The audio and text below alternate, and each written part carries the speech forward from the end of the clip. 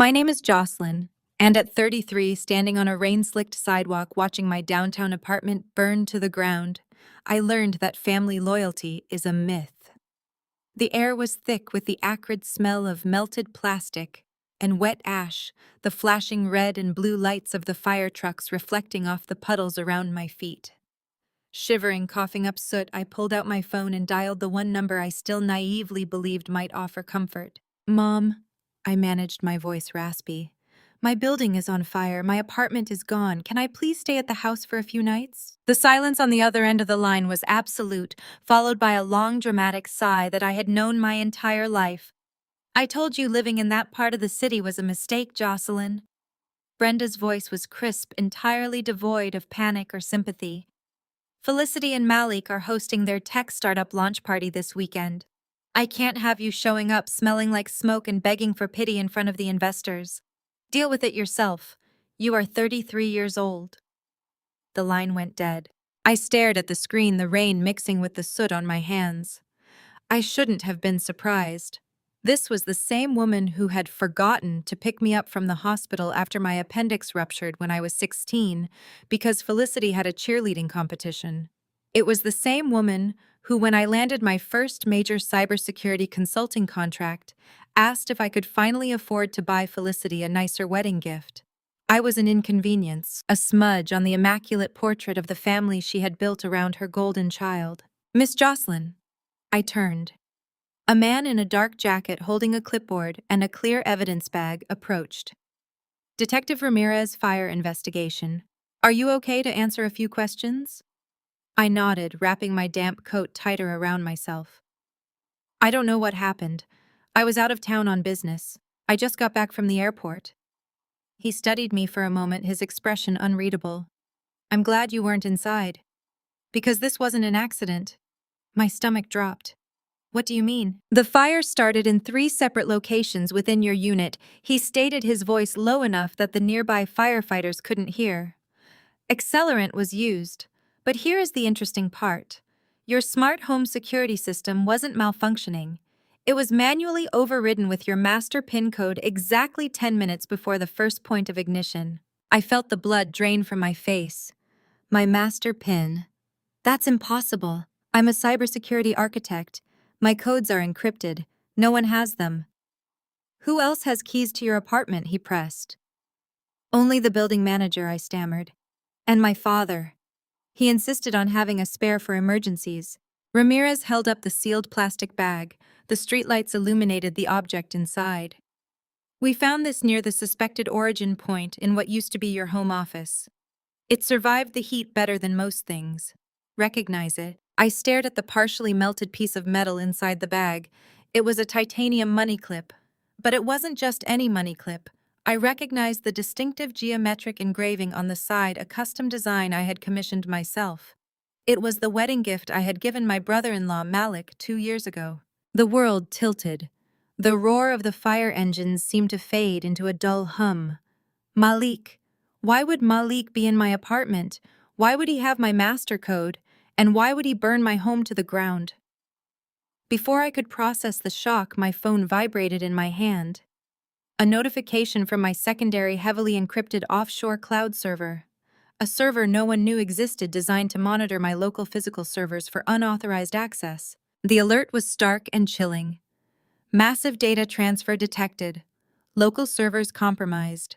The fire wasn't an act of vandalism. It wasn't random violence. It was a cover-up. They hadn't wanted to kill me. They knew my flight schedule. They wanted to destroy the physical hardware to erase the digital footprint of a massive theft. I opened the alert, my fingers flying across the screen, bypassing layers of security protocols. The logs told a terrifying story.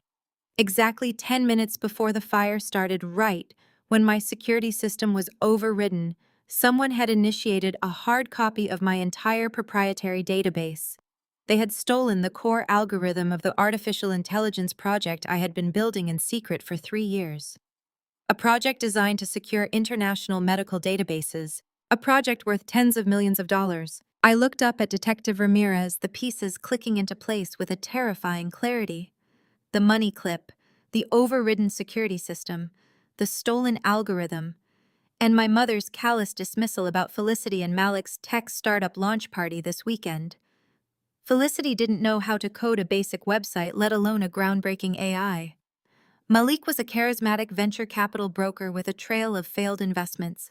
They hadn't built anything. They had stolen it from me. I need a moment, detective. I said, my voice suddenly steady, the panic replaced by a cold, calculating fury.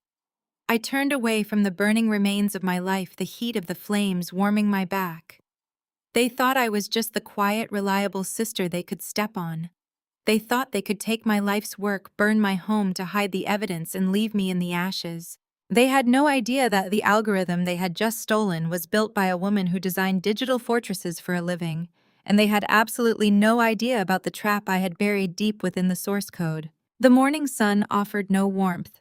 I stood in the sterile, overly air-conditioned lobby of Liberty Mutual, clutching a cheap plastic folder containing my identification. I needed capital immediately. I needed funds to secure temporary housing, buy a new laptop, and begin the arduous process of replacing my physical server architecture. I needed my renter and property damage payout. I sat across from my insurance broker, Greg. He was a man who usually greeted me with a wide smile, but today he refused to meet my eyes. He stared at his monitor, his fingers nervously hovering over the keyboard. I am so sorry about the fire, Jocelyn, Greg said, shifting uncomfortably in his leather chair. But I cannot process a claim for your unit. I blinked, the exhaustion of a sleepless night pulling at my focus. What do you mean you cannot process it? I have a comprehensive policy. I have paid my premiums on time for 6 years. Greg swallowed hard and slid a thin printout across the desk. Your policy was terminated 90 days ago. Terminated. The word hung in the air. That is impossible, I said, my voice dangerously calm. I set that account on automatic payment. It pulls directly from my primary emergency reserve at First National. There is always at least $20,000 in that account. Greg tapped his keyboard again, looking anywhere but at my face. The automatic payment failed 3 consecutive months due to insufficient funds.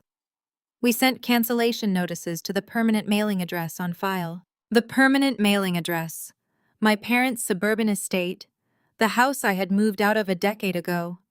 Brenda and Thomas had been receiving my mail, opening my final notices and throwing them in the trash. Deal with it yourself. Brenda's voice echoed in my mind. Deal with it yourself. I pulled out my phone and logged into the First National banking app. This was a joint account Thomas had helped me set up when I was 19. I kept it open purely out of nostalgia, and as a designated emergency fund, trusting the man who raised me to respect a simple financial boundary. The screen loaded. Available balance $0. I clicked on the transaction history. 3 months ago, $19,800 had been transferred out in a single wire. The destination account belonged to Thomas. I did not scream. I did not cry. I dialed my father's number. He answered on the second ring, sounding completely relaxed, the faint sound of a television playing in the background. Thomas, I said, dropping the title of Dad. Where is the money from my emergency fund? He sighed, a heavy, burdened sound that instantly framed him as the victim. Jocelyn, do not start this right now. Felicity had a lifestyle emergency. She needed to put down a massive deposit on that new venue for her launch party, and her credit was tied up. Malik is under a lot of pressure to impress these investors. You never use that money anyway. You just sit in that apartment typing on your computers. Felicity is building a future. You drained my account, I stated, the coldness spreading from my chest to my fingertips. You purposely let my insurance lapse. My apartment burned down last night, Thomas. I have nothing. Well, how was I supposed to know your building would catch fire? He snapped, instantly defensive. You make plenty of money with your little computer gigs. Just earn it back. We are family, Jocelyn. Families help each other. Stop being so selfish. He hung up the phone. Families help each other. Stop being so selfish. Deal with it yourself. I walked out of the insurance office and into the glaring daylight. The absolute betrayal settled over me, heavy and suffocating. They stole my money. They let my insurance lapse. They burned my home. They burned my home. They burned my home. The words cycled through my mind, a rhythmic drumbeat of absolute betrayal. Repetition in my mind was supposed to dull the shock to make the reality easier to swallow, but instead it sharpened the pain to a razor edge. They burned my home. I found a quiet bench in a nearby park, opened my phone, and reconnected to my hidden cloud server. I stared at the logs from last night, tracing the exact timestamps of the data breach and the subsequent fire. The realization hit me with the force of a physical blow. The fire was never meant to kill me. They knew I was in Seattle.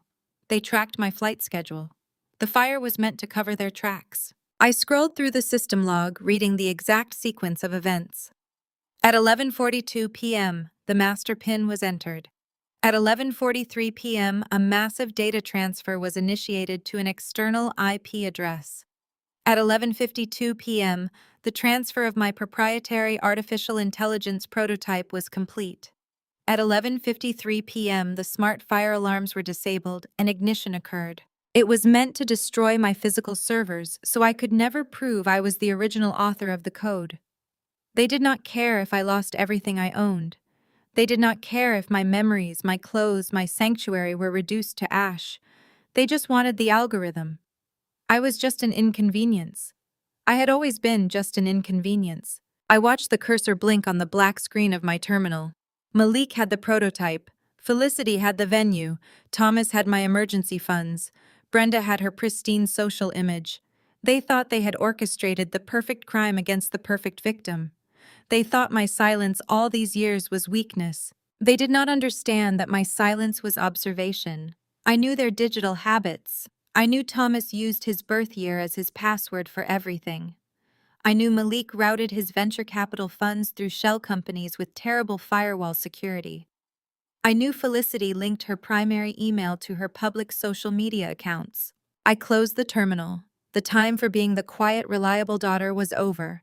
If they wanted to play with fire, I would show them what an inferno really looked like. I drove straight to the sprawling suburban estate where I grew up. The manicured lawns and towering oak trees looked ridiculous compared to the smoldering crater I had just left behind. I did not bother knocking. I punched the gate code, parked my rental car right on the circular driveway, and walked through the heavy mahogany front doors. The scent of Brenda's expensive vanilla candles hit me first, followed by the clinking of crystal and light bubbling laughter. I followed the sound into the sunken living room. There they were. The picture of domestic bliss. Thomas was pouring vintage champagne into fluted glasses. Brenda was practically vibrating with joy, adjusting a tray of artisanal cheeses on a silver platter. On the pristine white sectional sofa sat the guests of honor. Felicity wore a silk slip dress, her perfect blonde hair falling in effortless waves, while Malik sat beside her, in a tailored navy suit, looking every inch the successful venture capitalist he pretended to be. I stepped down into the room. My boots left faint dark smudges of wet ash on the imported cream rug. Brenda gasped, pressing a jeweled hand to her chest. "Jocelyn, what on earth are you doing? You are tracking soot everywhere. I just had these rugs professionally cleaned." Felicity let out a dramatic sigh, setting her champagne flute on the glass coffee table. "Honestly, Jocelyn, Mom told you we were celebrating tonight. Was it absolutely necessary to show up looking like you crawled out of a chimney? We get it. You had a bad night, but you do not have to make everything about you." I looked at my younger sister. For years I had swallowed her insults. I had let her claim my academic achievements as family teamwork. I had let her take credit for the software patches I wrote for her college projects. I had played the role of the boring, dependable older sister so she could shine as the creative genius. "I did not come to beg," I said, my voice cutting through the room with a cold edge they had never heard from me before. I reached into my jacket pocket, pulled out the glossy color photograph Detective Ramirez had given me, and tossed it onto the glass coffee table. It landed right next to Felicity's champagne. The room went entirely still. Malik leaned forward, his eyes landing on the image. It was a high-resolution close-up shot of the partially melted titanium money clip resting on a bed of charred debris. The custom geometric engraving we had designed together was perfectly visible. I looked dead at Malik. He swallowed hard, his Adam's apple bobbing against his stiff collar. A bead of sweat instantly formed at his temple. Interesting how your lucky clip ended up in the epicenter of an arson investigation, Malik, I stated. Brenda let out a sharp breath. What is this? What are you talking about? I kept my eyes locked on Malik, watching the color drain from his face. The fire investigator found it exactly where the accelerant was poured, the same spot where someone manually overrode my encrypted security system. You told me you lost that clip at the golf course last week. Clearly you have a terrible memory. Malik opened his mouth, but no sound came out. He looked like a trapped animal. Before he could invent a lie, Thomas slammed his champagne bottle down on the wet bar. The heavy thud made everyone jump. How dare you accuse your brother-in-law? Thomas roared, his face flushing dark red as he marched across the room. He pointed a thick finger at my chest. You march in here ruining a family celebration, tracking dirt into our home, and start throwing around insane accusations. Malik is family. So am I? I shot back, refusing to step away.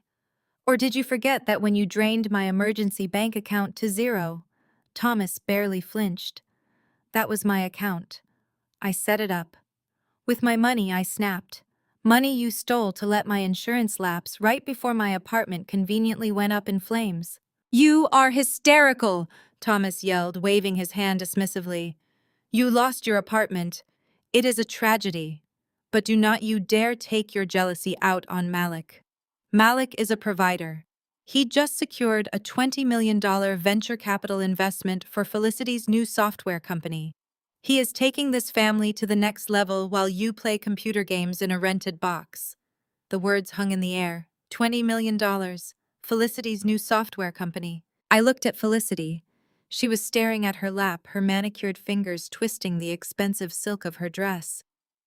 Felicity, who had called me 3 months ago, crying because she did not understand how to set up a basic blog. Felicity, who thought Python was a type of exotic leather. Felicity had a new software company. Felicity had a $20 million investment. Felicity had my life's work. I felt a bizarre cold clarity wash over the panic. The fire was a distraction. The drained bank account was a distraction. The insurance lapse was a distraction. They wanted me destitute, homeless, and scrambling for survival so I would not look at the digital trails. They wanted me broken. They wanted me silent. They wanted me erased. The final terrifying piece of the puzzle snapped into place with sickening clarity. The fire had destroyed my physical servers. The cloud breach had siphoned exactly 1 terabyte of data, the exact size of the artificial intelligence medical security prototype I had spent 3 grueling years coding from scratch.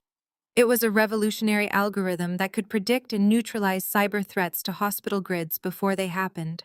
They did not just steal my money. They did not just burn my home. They stole the late nights. They stole the thousands of lines of code. They stole my future. Malik had taken my prototype, slapped Felicity's name on it, and sold it to venture capitalists as a miraculous new startup. I looked around the room at the people who shared my blood. My father standing tall and righteous in his theft. My mother looking at me with pure disdain. My sister cowering behind her stolen fortune. And Malik, the architect of it all, slowly regaining his smirk now that Thomas had come to his defense. Thomas stepped between me and Malik, puffing out his chest. You listen to me, Jocelyn. Your sister is doing something important. She is building a legacy. You are going to walk out that door, you are going to clean yourself up, and you are going to apologize for trying to ruin her big night. If you cause any problems for Malik's investors, I will make sure you never work in this city again. They expected me to scream. They expected me to cry. They expected me to break down and throw a tantrum like a defeated child.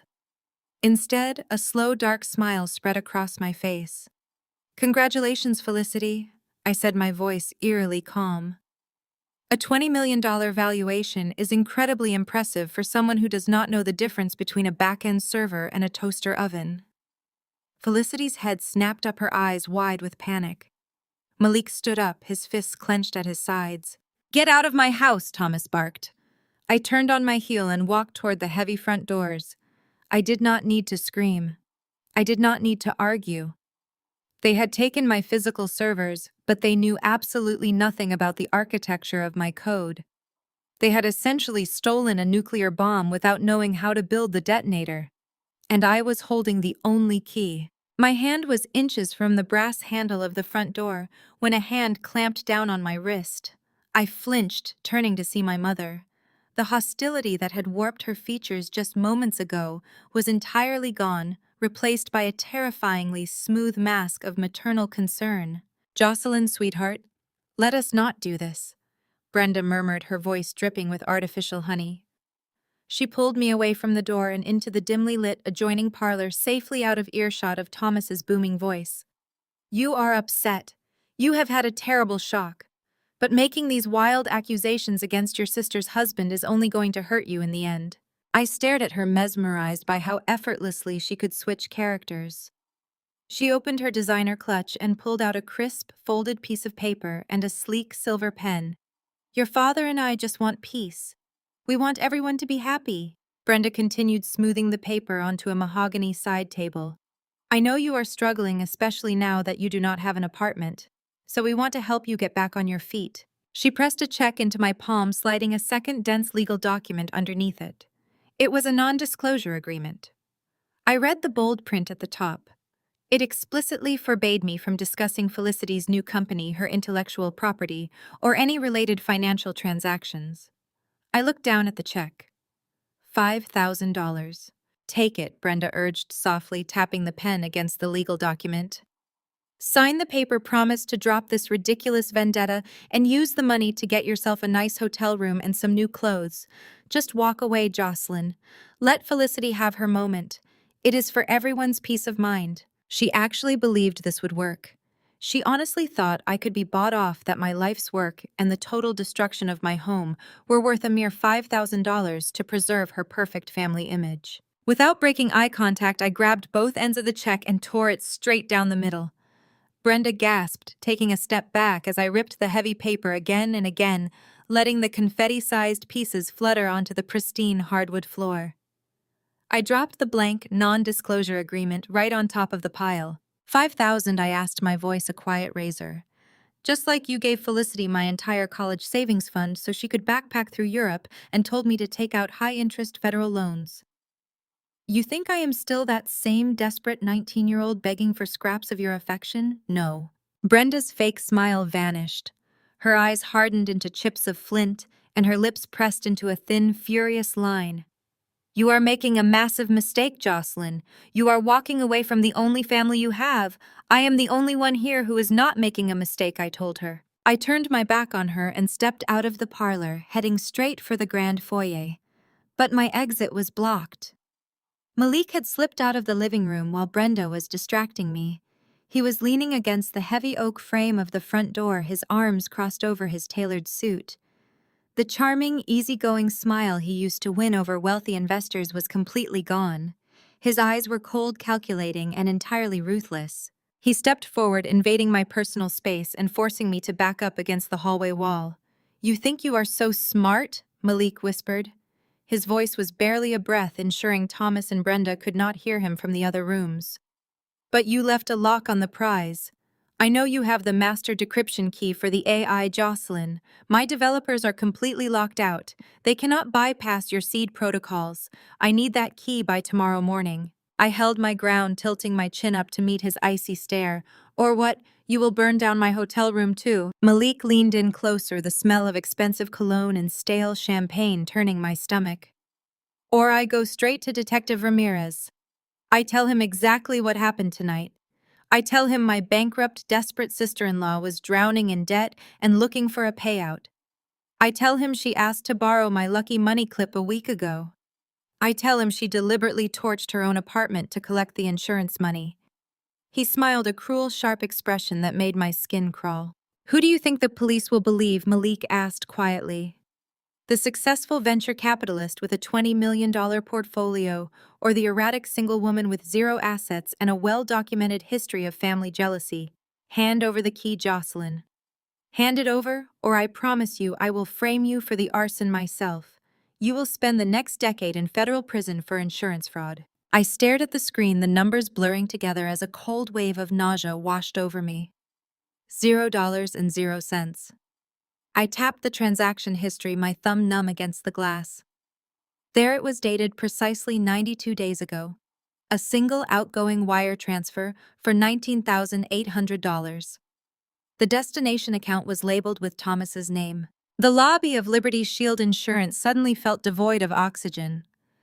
I stood up, ignoring Greg's weak apologies, and pushed through the heavy glass doors onto the bustling sidewalk. The city moved around me, people rushing to meetings, grabbing coffee, completely unaware that my entire existence had just been systematically dismantled. I dialed my father's number. The line rang 3 times before he answered. Jocelyn Thomas said, his voice bright and entirely too cheerful. "I thought you were in Seattle until tomorrow. Did you catch an early flight?" "Where is my money, Thomas?" I did not raise my voice, but the tremor of suppressed rage made the words sharp. There was a heavy pause on the line, followed by the familiar, dismissive sigh he reserved specifically for me. "Do not use that tone with me, young lady. We are not doing this right now. My apartment building burned down last night," I stated, the reality still tasting like ash in my mouth. "Everything I own is gone. I went to claim my insurance only to find out the policy was canceled because you drained the emergency account we opened when I was 19. Where is the money? Your apartment burned down." He sounded mildly surprised, but there was no panic, no fatherly concern for my safety. "Well, thank God you were in Seattle. That is why you should not live in those cheap downtown high-rises. I told you that years ago." "Thomas, the money. It was a lifestyle emergency, Jocelyn," he snapped, his patience evaporating. "Felicity needed capital. She is launching a massive project this weekend with Malik, and they needed to secure an exclusive venue to impress their venture capital investors. Her funds were tied up, and you had nearly 20 grand just sitting there doing absolutely nothing. You are single, you have no real expenses, and you make perfectly fine money playing with your computers. Felicity is building a future. She needed it more." I stopped walking. The sheer audacity of his rationalization paralyzed me. "You stole my financial safety net so Felicity could rent a party venue. It is not stealing." "I am on the account," he argued loudly. "Family helps family. You would not understand that because you have always been so selfishly independent. Now I have to go. Malik is arriving for a strategy meeting. Handle your housing situation, and we will see you at the launch party on Saturday. Wear something nice for once." The line went dead. I lowered the phone. A freezing rain began to mist over the city, dampening my face, but the cold inside me was absolute. They had not just abandoned me, they had deliberately crippled me. Thomas had drained my account to fund Felicity's extravagant lifestyle, completely indifferent to the fact that he was leaving me exposed. But as I stood there on the pavement, staring blindly at the passing traffic, the disjointed pieces of the nightmare began to shift and lock into a terrifying sequence. The canceled insurance policy, the drained bank account, the melted titanium money clip belonging to Malik found at the epicenter of the arson, the fire itself. A sudden electric jolt of adrenaline pierced through my exhaustion.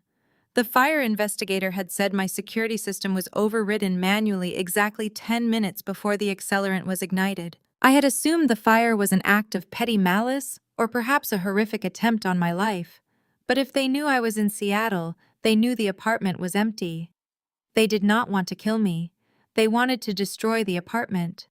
More specifically, they wanted to destroy the heavy, reinforced server rack sitting in my home office. My breath caught in my throat.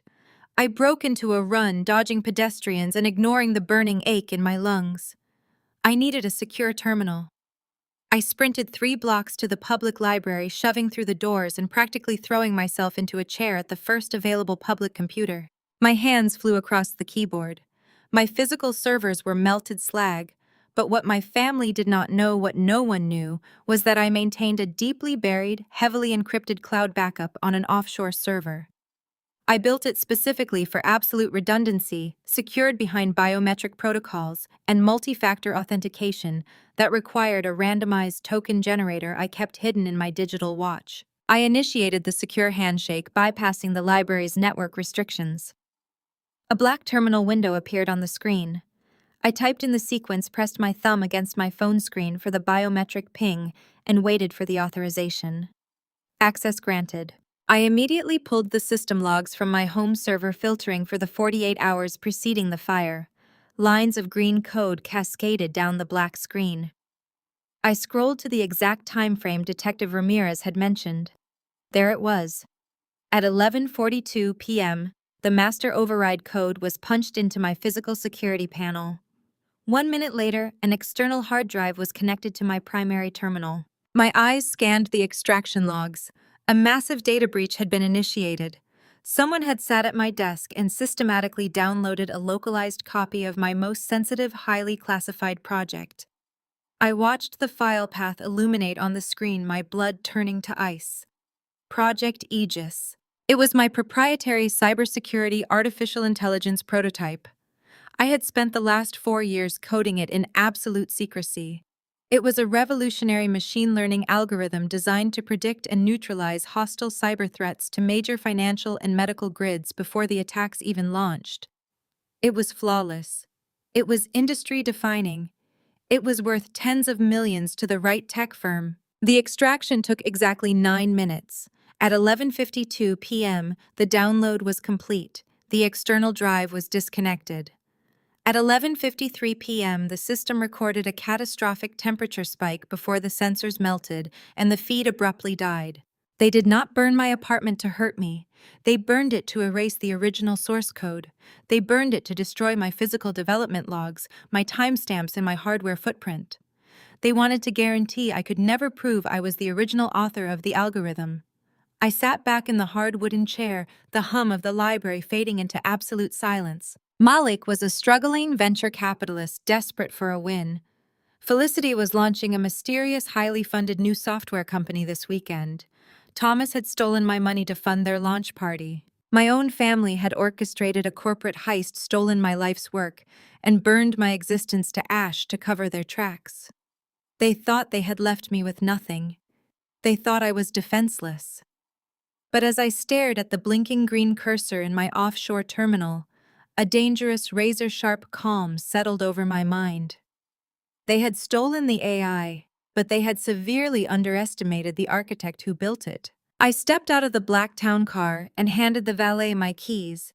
He did not see a desperate homeless arson victim.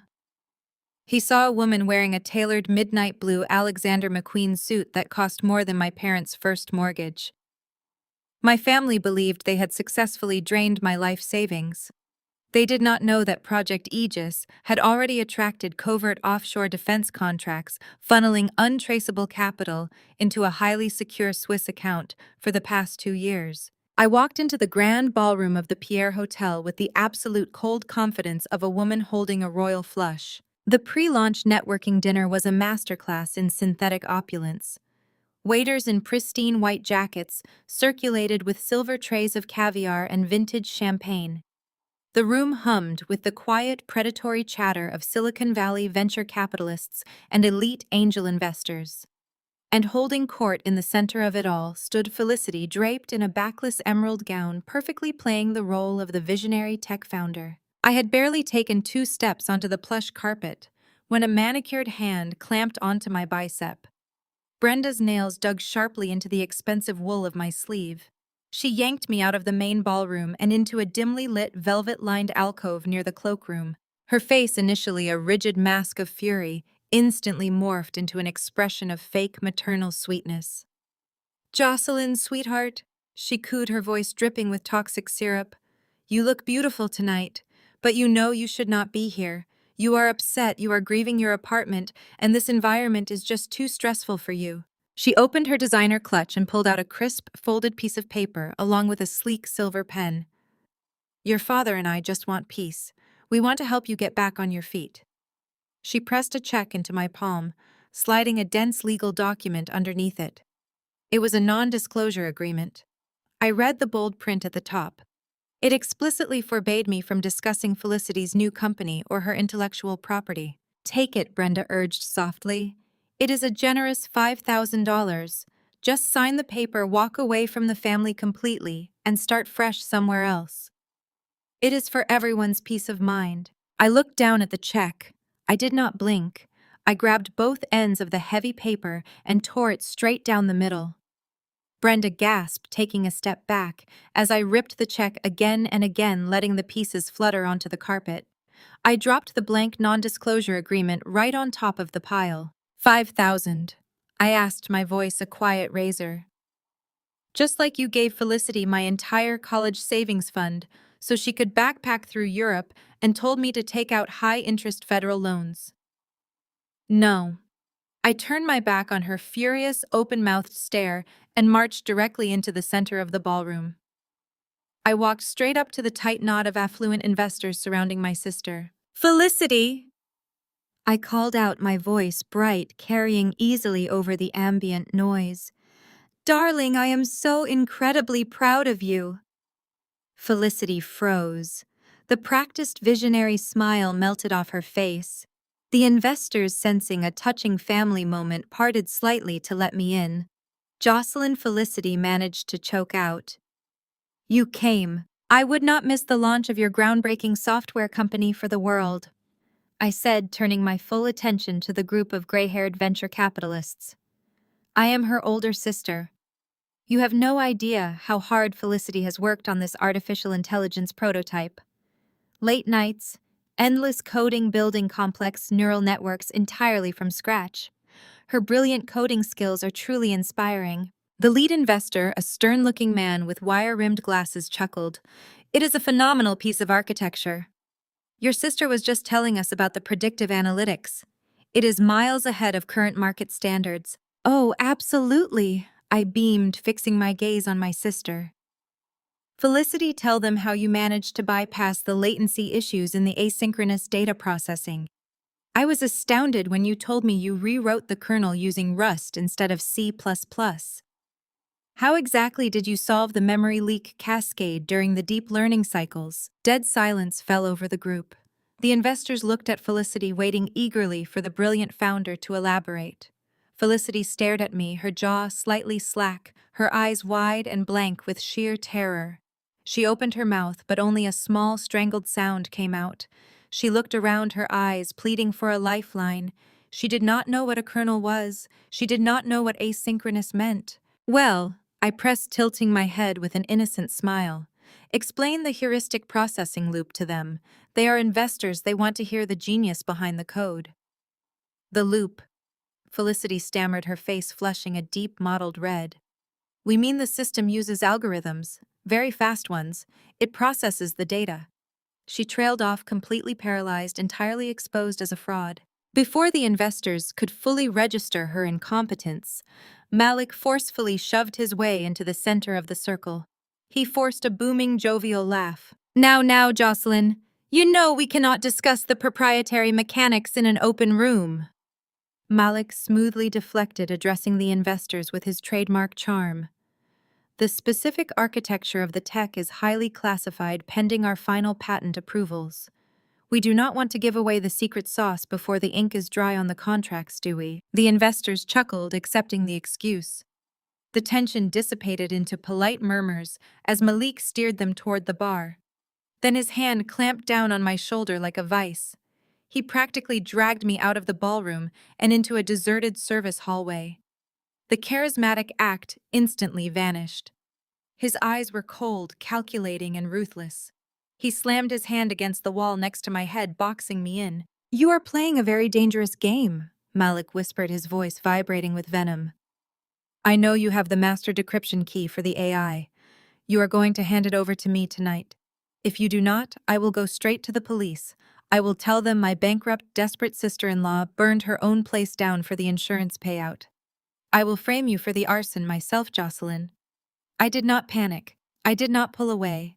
I leaned slightly closer, my lips hovering right next to his ear. You own a copied file, I whispered back, keeping my tone light and pleasant. But you do not own the parameters. I changed the encryption seed remotely 10 minutes before you burned my apartment down. Malik went perfectly rigid. In exactly 48 hours, I murmured that stolen code will initiate a security protocol and lock you out entirely. It will brick the entire software. You have a room full of investors ready to write checks for a product that is about to become a digital paperweight. I pulled back and smiled at him. The arrogant, untouchable venture capitalist looked like he had just been electrocuted. His eyes widened in sheer panic, all the blood draining from his face as he stared at me. I did not wait for Malik to recover his composure. I simply smoothed the lapels of my McQueen jacket, offered him a polite corporate smile, and walked back into the glittering ballroom. The air was thick with the smell of expensive perfume and roasted duck, but all I could smell was victory. I grabbed a glass of vintage champagne from a passing waiter, took a single celebratory sip, and headed for the exit. Brenda glared at me from across the room, her face tight with suppressed rage, but she did not dare approach me again. She knew she had lost control. I handed my ticket to the valet, slipped into the back of my waiting town car, and watched the Pierre Hotel fade into the rearview mirror. The clock was officially ticking. By 10 o'clock the next morning, the panic had clearly set in. I knew Thomas and Malik would not take my threat lying down, but I severely underestimated their willingness to abuse the legal system. I walked into the downtown branch of First National Bank to transfer the last few $1,000s from my domestic checking account. It was a minor housekeeping task before I fully transitioned my life off the grid. The bank was quiet, smelling of lemon polish and old paper. I stepped up to the teller window and handed over my identification. The young teller typed my name into his terminal. He frowned, hitting the enter key a second time. A small red alert box flashed on his screen, reflecting in his glasses. He looked up at me, his expression shifting from polite customer service to deep discomfort. "I am very sorry, miss, but I cannot process any transactions on this account," he said, his voice dropping to a nervous whisper. "Your accounts have been locked." I raised an eyebrow. Locked? By whom? The teller swallowed hard and signaled for a manager. A man in a cheap gray suit hurried over, looking at his tablet. "Miss," the manager said, attempting a tone of soothing authority, "it appears there is a court-ordered freeze on all your domestic assets. A Mr. Thomas invoked a dormant medical power of attorney this morning. He provided documents claiming you are suffering a severe psychological break following the loss of your home and are a danger to your own financial well-being. All your funds are currently being held in escrow pending a psychiatric evaluation." I stared at him. The sheer, breathtaking corruption of it was staggering. Thomas had actually called in his old favors, bribed a judge he played golf with, and used a legal loophole from when I was a teenager to entirely freeze my life. They thought they had backed me into a corner. They thought that by locking up my domestic cash, I would be starved of resources, unable to pay for a hotel, buy food, or hire a lawyer. They expected me to panic, to call them begging for a reprieve, to trade the master decryption key for access to my own money. I looked at the bank manager. He looked back, clearly expecting me to burst into tears or start screaming. Instead, I laughed. It was a bright, genuine sound of pure amusement that echoed off the marble walls of the bank. The manager took a step back, looking alarmed, likely convinced that Thomas was right about my mental state. "You find this amusing?" The manager asked, his brow furrowing in confusion. "Miss, you currently have access to absolutely zero capital." I reached into the inner pocket of my jacket and pulled out a slim RFID blocking card holder. I snapped it open. I did not pull out a standard debit card. I pulled out a heavy matte black metal card. It had no account numbers on the front, only a microscopic gold security chip and the embossed crest of a private Swiss financial institution. It was a corporate card directly linked to Aegis Solutions International, the offshore entity holding my lucrative, highly classified defense contracts. "You are looking at the wrong financial ecosystem," I told the manager, dropping the heavy metal card onto the marble counter with a solid thud. "Close the domestic accounts. Keep the change. If Mr. Thomas asks, tell him I am financially untouchable." I turned and walked out of the bank, leaving the manager staring at the black card in absolute stunned silence. Stepping out into the crisp morning air, I felt a rush of adrenaline. I had severed the last string attaching me to their world. My offshore accounts held more capital than Thomas's entire manufacturing firm generated in a decade. I was entirely self-sufficient, completely off their radar, and holding the kill switch to their multi-million-dollar fraud. The trap was perfectly set. The code would brick itself in 30 hours, and Felicity would face prison time for defrauding venture capitalists. I hailed a private car service and climbed into the back seat, directing the driver to my luxury hotel suite. I pulled out my phone to check my encrypted server logs. Before I could open the application, my screen vibrated in my hand. A message notification popped up from an unregistered number. It was a video file, no text attached, just a heavy, ominous thumbnail. I tapped the screen. The video buffered for a fraction of a second before playing. The camera shook slightly, held by someone walking. Malik's face filled the frame. He was wearing a dark designer overcoat, his breath pluming in the cold morning air. He looked exhausted, his eyes bloodshot, but the desperate cornered animal look from the hotel hallway had been replaced by a sickeningly triumphant smile. "Good morning, Jocelyn," Malik said to the camera, his voice smooth and conversational. "I hope you are having a better day than we are. Your little encryption trick is very clever.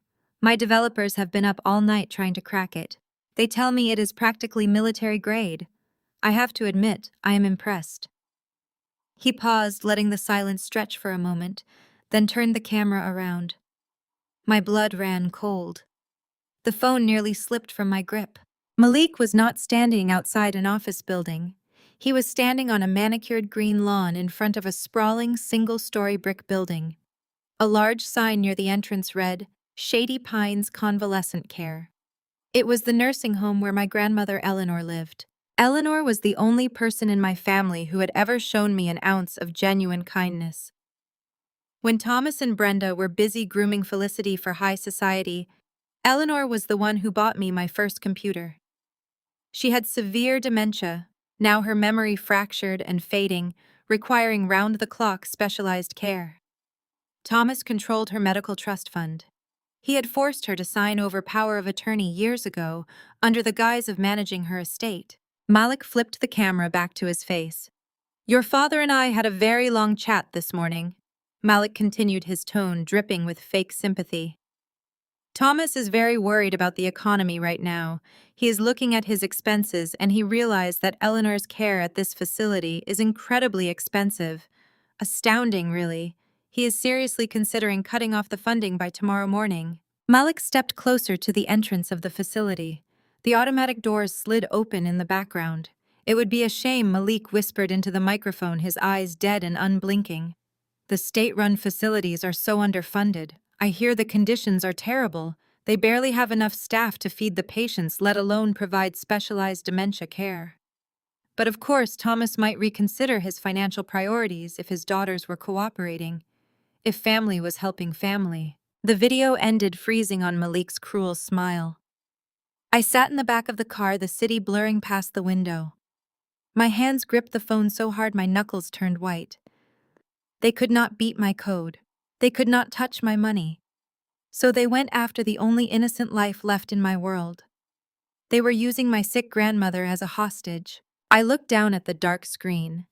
The rules of the game had just fundamentally changed.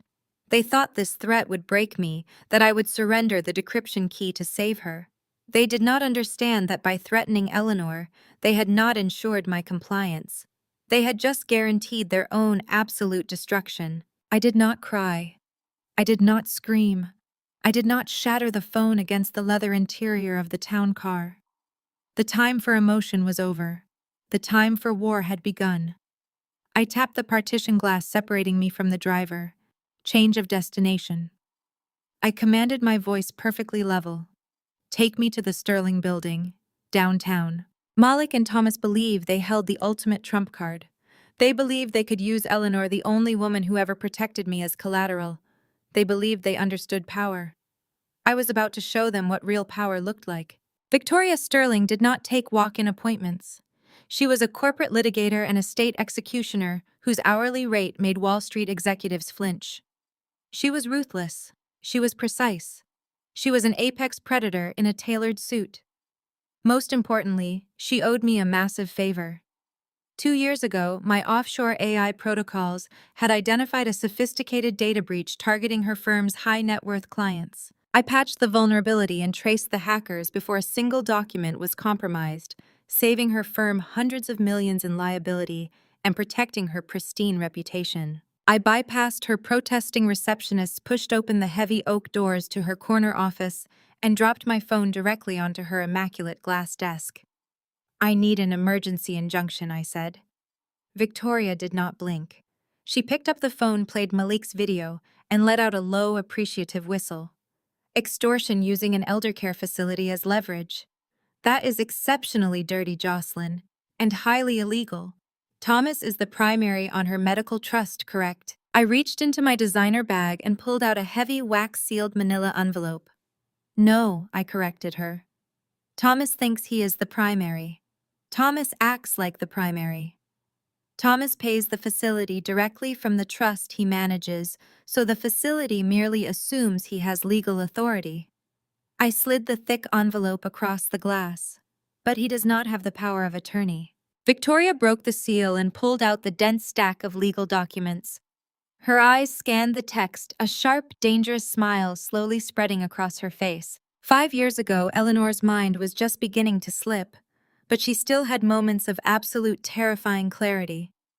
She knew Thomas was bleeding her late husband's estate dry to fund his failing manufacturing ventures. She knew he viewed her as a financial burden rather than a mother. During one of those lucid windows, she called me to her previous attorney's office. She bypassed Thomas entirely. She transferred complete, irrevocable medical and financial power of attorney directly to me. I had kept the documents buried, waiting for the day Thomas crossed a line he could not uncross. "He has been illegally accessing her supplemental accounts to fund Felicity's extravagant lifestyle," I told Victoria, leaning over the desk. "He thinks he holds the leash. He does not know I own the entire estate. I want him removed. I want him severed from every single account, trust, and asset connected to my grandmother. I want it done today." Victoria pressed a button on her intercom. "Cancel my afternoon. Bring in the emergency filing team. We are going to war." She looked back at me, her eyes glinting with the thrill of the kill. "We are not just removing him, Jocelyn. We are filing for immediate asset seizure. Based on this video and his unauthorized use of her funds, we are initiating a federal investigation for elder financial abuse. By the time the sun sets, your father will not be able to buy a cup of coffee without my express written permission." The machinery of destruction moved with breathtaking speed. Victoria's legal team weaponized the justice system, drafting the injunctions, pushing them through an emergency judiciary review, and obtaining the warrants within hours. I sat in her office sipping sparkling water, watching the digital confirmations roll in. Thomas had frozen my domestic checking account to starve me out. I was about to freeze his entire existence. I was severing his lifelines. I was dismantling his empire. I was watching him fall. 40 miles away under the pristine afternoon sun, Thomas was standing on the 18th hole of the Oak Ridge Country Club. I knew his schedule intimately. He played golf every Friday afternoon with the very venture capitalists Felicity was desperately trying to woo for her fraudulent software launch. He was likely boasting about his brilliant daughters, projecting the image of the wealthy, untouchable patriarch. He was lining up his final putt, visualizing his inevitable victory over me. He never saw the process server walking across the manicured green. The server was flanked by 2 uniformed police officers, a visual spectacle impossible to ignore. The surrounding country club members stopped their games. The venture capitalists lowered their expensive drinks. The polite murmurs died away. The silence on the golf course was absolute. Thomas Wilson, the process server, asked, his voice carrying easily in the quiet air. Thomas lowered his club, his face flushing a deep crimson with embarrassment at the public interruption. "Yes. What is the meaning of this? Do you know who I am?" "We are in the middle of a private game. You have been served," the man stated coldly, slapping a thick stack of court orders directly against Thomas's chest. The papers fluttered, forcing Thomas to drop his putter and catch them awkwardly. "Effective immediately, you are stripped of all legal and financial authority regarding Eleanor Wilson's estate. Your personal and business assets are hereby frozen under emergency judicial order, pending a federal investigation into elder financial abuse and extortion. You are mandated to surrender all company electronics and financial ledgers within 24 hours. Thomas stared at the papers. His mouth moved, but no sound came out. The venture capitalists he had spent years trying to impress were staring at him with open disgust, physically stepping away from him as if fraud were contagious. The country club manager was already walking briskly over the green to ask him to leave the premises. The patriarch was broken. The facade was shattered. The king was dead. My phone vibrated on Victoria's desk. It was a secure notification from my offshore banking monitor. Thomas's domestic and international accounts were officially locked down by the federal authorities. I smiled, turning to look out the window at the sprawling city below. The retaliation had only just begun. My phone vibrated against the polished mahogany desk of Victoria's office, the harsh buzz shattering the quiet aftermath of my victory. The caller ID flashed a name I had not expected to see so soon. Brenda. I answered the call, pressing the phone to my ear without saying a word. "You psychotic, ungrateful wretch," Brenda screamed. The sound was shrill, entirely stripped of the artificial sweetness she usually wielded. Her voice echoed with genuine, unadulterated panic. "Thomas just called me from the club. His cards are declining. The accounts are frozen. Do you have any idea what you have done? You are destroying this family. You are destroying us." I listened to her ragged breathing. I listened to the sheer terror in her voice. I thought about the smoke filling my lungs in my burning apartment. I thought about the empty bank account. I thought about the absolute indifference in her eyes when she told me to take $5,000 and vanish. "You destroyed my home," I said, keeping my voice terrifyingly calm. "You destroyed my life savings. You destroyed your own family the moment you decided I was disposable. I am simply returning the favor." "Jocelyn, you listen to me right now!" Brenda shrieked. I ended the call. I did not block her number. I wanted her to try again. I wanted her to feel the exact same helplessness I had felt standing on the pavement outside a smoldering building. Across the city, the luxury and false confidence of Felicity's launch weekend was rapidly collapsing into a suffocating nightmare. Malik was trapped inside the glass-walled conference room of his venture capital firm. The space designed to project transparency and wealth now felt like a high-altitude pressure chamber. The investors were getting restless. The whispers had started. They had swallowed his excuse at the Pierre Hotel, but patience in Silicon Valley had a very short half-life. They wanted to see the product. They wanted a live demonstration of Project Aegis, and they wanted it before the final funding agreements were signed at midnight. Malik paced the length of the room, his expensive silk tie loosened, sweat beading on his forehead. Behind the frosted glass of the adjoining development lab, his lead software engineers were frantically typing, their faces illuminated by the harsh blue light of their monitors. The 48-hour window I had promised was rapidly closing. The encryption seed I had planted was slowly suffocating the stolen code wrapping around the core architecture like digital ivy. "Bypass the security protocols," Malik barked, throwing open the glass door to the development lab. "Just force your way in. We need a working prototype for 10 minutes. Just 10 minutes to show the board it runs." "Sir, we cannot." The lead developer stammered, his fingers trembling over the keyboard. "The architecture is actively fighting back. It is not a passive firewall. It is a reactive neural net. Every time we try to brute force the password, it shifts the encryption key. It is learning our cracking algorithms." "Then hit it harder," Malik roared, slamming his fist onto the desk. "Use the server farm. Run a simultaneous multi-threaded attack. Break the damn door down." The developer swallowed hard, his eyes darting to the screen. He initiated the brute force protocol, unleashing massive computational power against my encryption. The servers hummed, the cooling fans whining as the processors spiked to maximum capacity. A progress bar crawled across the screen. 1%, 2%. Suddenly, the entire screen flashed a brilliant, blinding crimson. A loud, digitized alarm blared through the lab speakers. The progress bar vanished, replaced by a massive command prompt window generating lines of code faster than the human eye could track. "What did you do?" Malik demanded, grabbing the back of the developer's chair. "I did not do anything." The developer panicked, his hands flying across the keyboard trying to regain control. "It is a purge protocol. The system detected the brute force attempt. It is not just locking us out. It is actively deleting the database. Stop it, Malik yelled. Unplug the servers. We cannot, the developer cried out. It has administrative override. It is wiping the training models. 5% gone, 7%, 10%. The screen went entirely black. A single line of white text appeared in the center. Unauthorized access detected. Data purged. Have a nice day. Malik stumbled backward. The air knocked out of his lungs. 10% of the stolen machine learning data, thousands of hours of simulated threat modeling, was completely eradicated. If he tried to force the code again, the system would eat itself alive. He had a room full of investors waiting for a demonstration, and he was holding a digital bomb. He was out of options. He was out of time. He was out of his depth. He needed a mercenary. Within an hour, Malik had bypassed legitimate channels and utilized a dark web contact to smuggle a notorious underground hacker into the firm's private loading dock. The hacker went by the alias Wraith.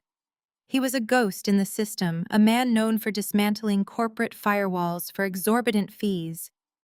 He walked into the development lab wearing a dark hoodie, his face obscured by the shadow of the brim. He did not speak to Malik. He did not introduce himself. He simply sat down at the primary terminal and cracked his knuckles. Malik stood behind him, his breathing shallow. Just get me past the login screen, Malik instructed, his voice tight with desperation. I will double your fee. Just open the door. Wraith ignored him. He brought up the raw source code of the application, bypassing the user interface to look directly at the bones of the software. His fingers moved with lightning speed, pulling up the encryption layers, examining the unique structure of the neural pathways, and tracing the origin points of the purge protocols. The hacker stopped typing. The frantic clicking of the keyboard abruptly ceased. Wraith sat completely still, his eyes locked on a specific sequence of characters buried deep within the root directory. He leaned closer to the monitor, the blue light reflecting off his pale face. Wraith slowly pushed his chair back from the desk. He stood up deliberately, stepping away from the terminal, as if the computer itself were radioactive. What is it? Malik asked, stepping forward.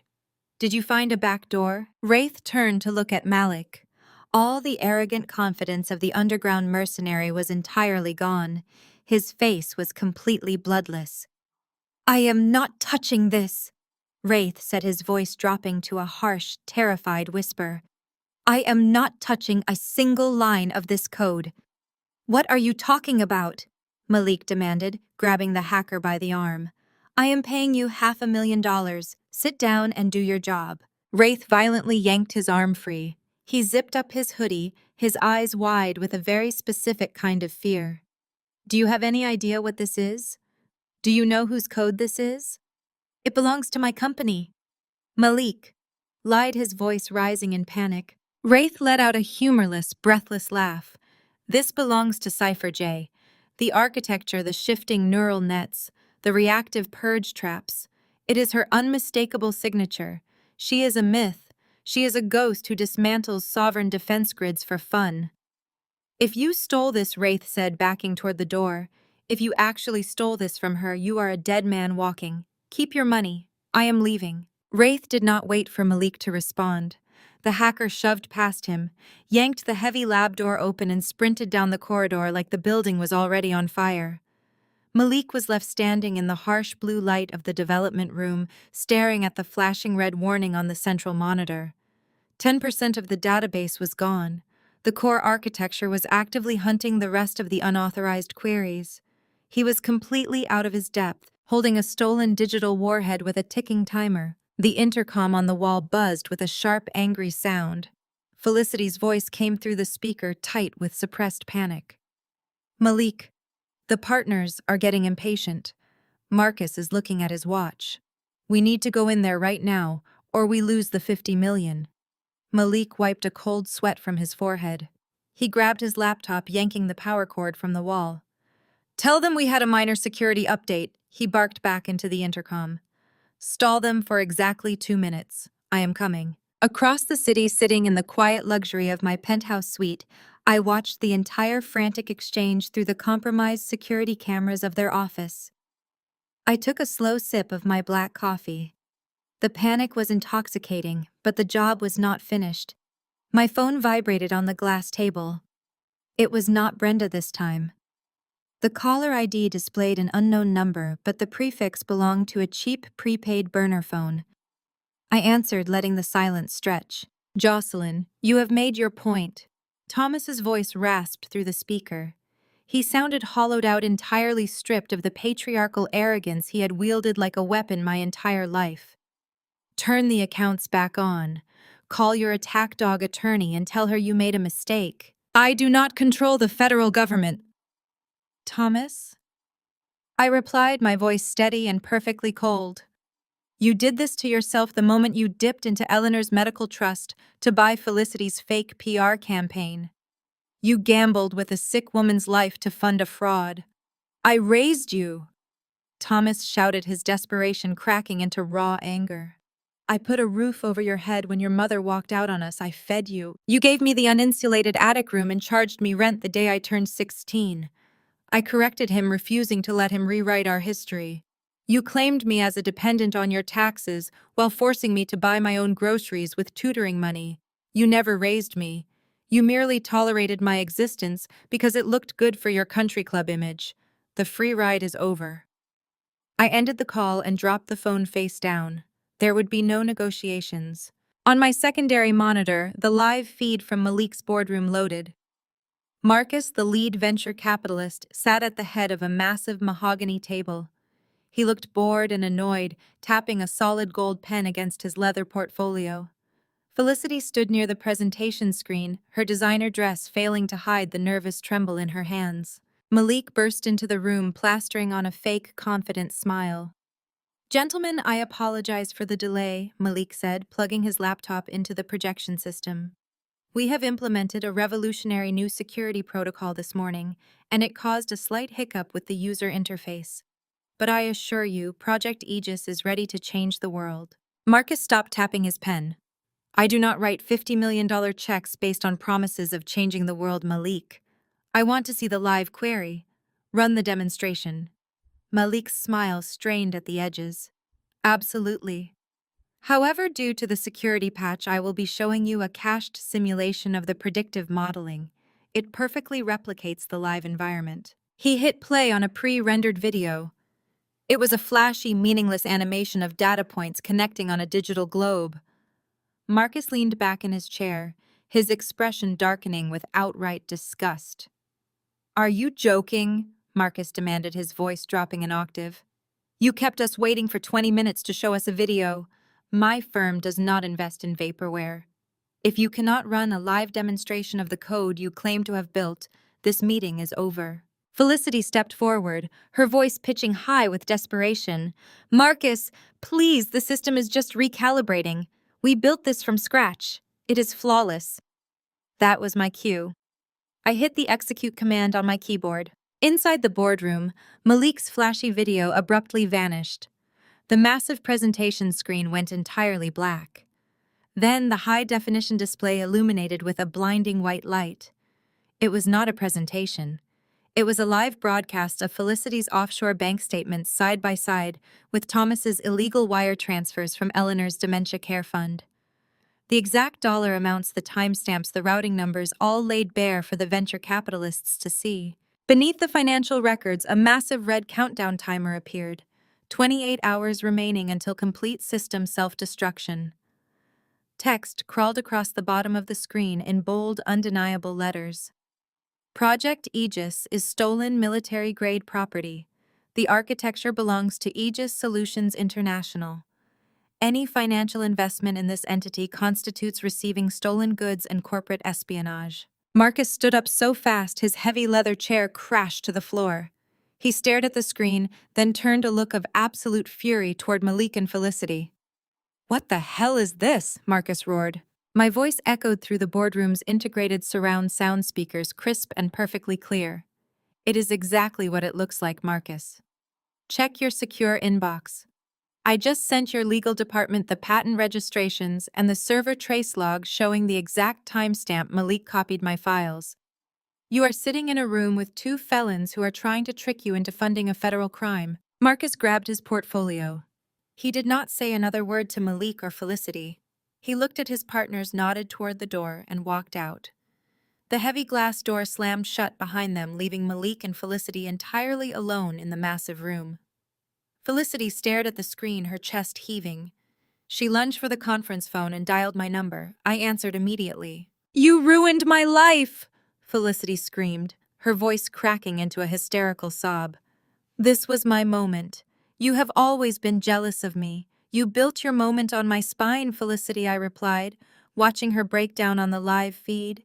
"You took my work because you have never had an original thought in your entire miserable existence. You thought you could just take what I built and slap your name on it." "I am going to the police!" she shrieked, tears ruining her expensive makeup. "I will tell them you hacked our servers. I will have you arrested." I leaned forward, my voice dropping to a dangerous whisper. "Go ahead. Walk into a police station and tell them you stole classified defense software. Tell them you tried to sell a military-grade neural network to civilian investors. The Department of Defense would love to have a chat with you.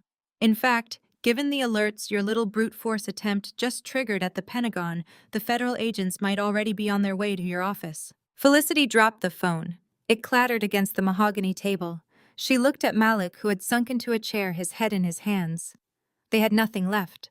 No money, no code, no investors, and a very real threat of federal prison hanging over their heads. I severed the connection and closed the laptop.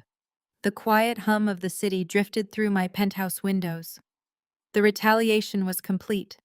The empire of lies my family had built over decades was officially burned to the foundation, and I had never felt more alive. The silence in my penthouse was absolute. The silence was cold. The silence was the sound of a carefully constructed trap waiting for the final mechanism to snap shut. I sat at my console, the glow of 6 monitors painting the dark room in shades of sharp blue and sterile white. I had burned Thomas's domestic empire to the ground. I had shattered Felicity's launch in front of the most powerful venture capitalists on the eastern seaboard. But the board was not cleared. Malik was still breathing. Malik still had the stolen code on his servers. Malik was cornered, and cornered animals are predictable. They do not accept defeat. They thrash, they bleed, they look for a magic bullet. I was going to sell him one. I knew his underground mercenary had fled. I knew word would spread through the dark web like a virus, that the Aegis code was radioactive, laced with my specific lethal architecture. Malik's internal developers were useless, entirely locked out by the shifting neural nets I had left behind. He needed a bypass. He needed a master decryption key, and he needed it before his entire stolen database purged itself into oblivion. I opened a secure encrypted browser, routing my connection through 7 different offshore proxies before logging into a deep web marketplace known only to elite brokers and cyber mercenaries. I created a fresh anonymous vendor profile. I did not post a flashy advertisement. I did not boast. I simply uploaded a single highly specific data packet. It was categorized as a specialized decryption patch, explicitly tagged with the exact hash signatures of the Aegis architecture. Anyone analyzing the forum for solutions to my specific code would find it within minutes. The patch was an absolute masterpiece of digital deception. On the surface, it mirrored the exact cryptographic sequence required to soothe the aggressive purge protocols I had installed on Malik's servers. It looked like a skeleton key. It behaved like a skeleton key. It was priced like a skeleton key. I set the buyout at exactly $250,000 payable only in untraceable cryptocurrency. It had to be expensive. It had to hurt. If it was cheap, Malik would suspect a trap. The exorbitant price tag was the ultimate proof of its authenticity to a man who measured value strictly by cost. I leaned back in my ergonomic chair and watched the marketplace analytics. I did not have to wait long. Through the compromised security cameras still active in Malik's office, I watched his desperation mutate into reckless, blind panic. He was pacing the length of his development lab, his expensive suit jacket discarded on the floor, his silk shirt stained with sweat. He was screaming at a new terrified team of freelance developers he had undoubtedly pulled off the street. He was out of time. He was out of options. He was entirely out of his mind. One of the new developers frantically gestured toward his monitor. I watched Malik practically vault over the desk to stare at the screen. Even without audio, the body language was unmistakable. The developer had found my dark web listing. He was explaining the price. He was explaining the risk. Malik did not hesitate. He did not ask questions. He pulled a hardware cryptocurrency wallet from his pocket, his hands shaking violently as he plugged it into the terminal. He authorized the transfer. My offshore account registered a deposit of $250,000. I watched the live feed as Malik's developer initiated the download. The progress bar crawled across the screen in the development lab. Malik stood behind the chair, his hands gripping the headrest so tightly his knuckles were bone white. He was praying. He was begging. He was completely oblivious to the fact that he was downloading his own execution. The progress bar hit 100%. The developer executed the file. For 10 agonizing seconds, nothing happened. Then the flashing crimson warning screens on Malik's monitors abruptly vanished. The blaring digitized alarms fell silent. The interface of the stolen Aegis software loaded perfectly smooth and pristine, humming with restored functionality. Malik let out a breathless, staggering cry of relief. He threw his head back, laughing a hysterical, manic laugh. He slapped the developer on the shoulder. He smoothed his sweat-drenched hair. He thought he had won. He thought he had outsmarted me. He thought he had purchased his salvation. My phone chimed on the glass desk. A single crisp notification echoed in the quiet penthouse. It was a connection ping. The file Malik had just paid $250,000 to install was not a decryption patch. It was a Trojan horse. It was a parasitic deep-root access protocol that bypassed every single firewall, every security measure, and every encrypted gateway in his entire corporate network. The moment his developer executed the file, the Trojan embedded itself into the motherboard, throwing the backdoors of Malik's servers wide open. I did not just have access to the stolen AI anymore. I had access to everything. My monitors flooded with raw, unfiltered data. The volume of information pouring out of Malik's servers was staggering. I pulled up my parsing software and began slicing through the digital noise. I bypassed his standard corporate emails. I ignored the internal memos and the human resources files. I went straight for the hidden, heavily encrypted shadow drives buried beneath the firm's public accounting ledgers. The encryption on his personal files was laughable compared to my architecture. I cracked his private folders in less than 40 seconds. I opened the primary offshore ledger. I needed to know why a man with a seemingly successful venture capital firm was so desperate that he would resort to stealing classified military software. I needed to know why he demanded exactly $20 million from Felicity's fraudulent launch. The ledger loaded columns of red ink bleeding down the screen. The numbers were not just bad. The numbers were catastrophic. Malik's firm was a hollow shell, a Ponzi scheme built on leveraged debt and fabricated returns. But the corporate debt was not the most terrifying part of the ledger. I scrolled past the legitimate banking loans. I scrolled past the over-leveraged tech investments. I stopped at a hidden subfolder labeled only with a series of alphanumeric characters. I decrypted the folder. A series of international wire transfers populated the screen alongside scanned copies of promissory notes. The notes were not held by banks. They were not held by rival venture capitalists. They were held by a series of shell companies registered in Macau and the Cayman Islands. I ran a quick trace on the routing numbers, bouncing the data through global watch lists. The blood in my veins turned to ice. Malik did not owe money to angry investors. Malik owed $20 million to a violently aggressive, heavily armed international money laundering syndicate. He had taken their illicit capital, promised to clean it through his legitimate tech investments, and he had lost it all in the market crash. The promissory notes were accompanied by emails.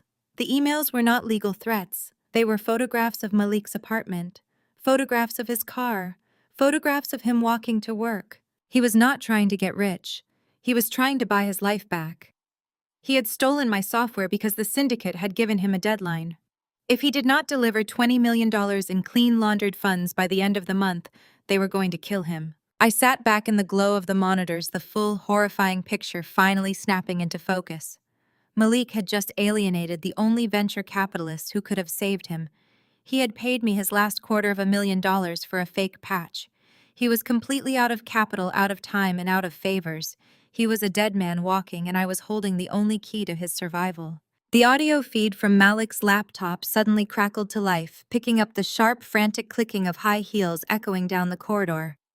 Felicity stormed into Malik's private office, slamming the heavy glass door behind her so hard the partition rattled.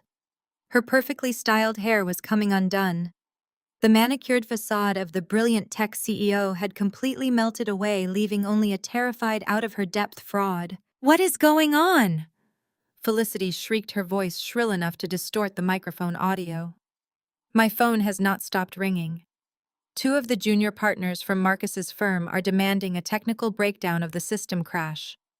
They want me on a conference call right now to explain the neural network architecture. I do not even know what a neural network architecture is, Malik. Malik did not look up from his screen. He was staring at the syndicate's promissory notes, his skin gray. "Tell them it is a proprietary security measure. Stall them." "I cannot stall them anymore," she screamed, slapping her hands onto his desk. "They want the lead developer. That is supposed to be me. You told me this would be easy. You said Jocelyn's code was ready to launch. You said I just had to stand there and smile and take the credit. Now there are federal theft accusations flashing on the presentation screen and investors are walking out." Malik finally looked up, his eyes dead and exhausted. "The code is locked. Jocelyn planted a trap." "Then fix it!" Felicity demanded, her entitlement blinding her to the danger radiating from him. "Hire someone else. Call her and make her unlock it. I am not going to prison for this. If this deal falls through, I am telling the authorities you orchestrated the entire theft." Malik stood up slowly. The sheer, overwhelming weight of the $20 million debt to the Macau syndicate snapped the last thread of his composure. He crossed the room in 2 strides, backing Felicity against the frosted glass wall. "You are not going to the police," Malik snarled, his voice dropping to a vicious guttural register. "You are not walking away from this. We are in this together, Felicity. You think you can just play the innocent victim when things get complicated? I crossed lines for this deal that you cannot even comprehend." "You stole a hard drive," she shot back, though her voice trembled. "I burned her apartment to the ground." Malik roared the confession, echoing through the office and directly into my earpiece. Felicity froze.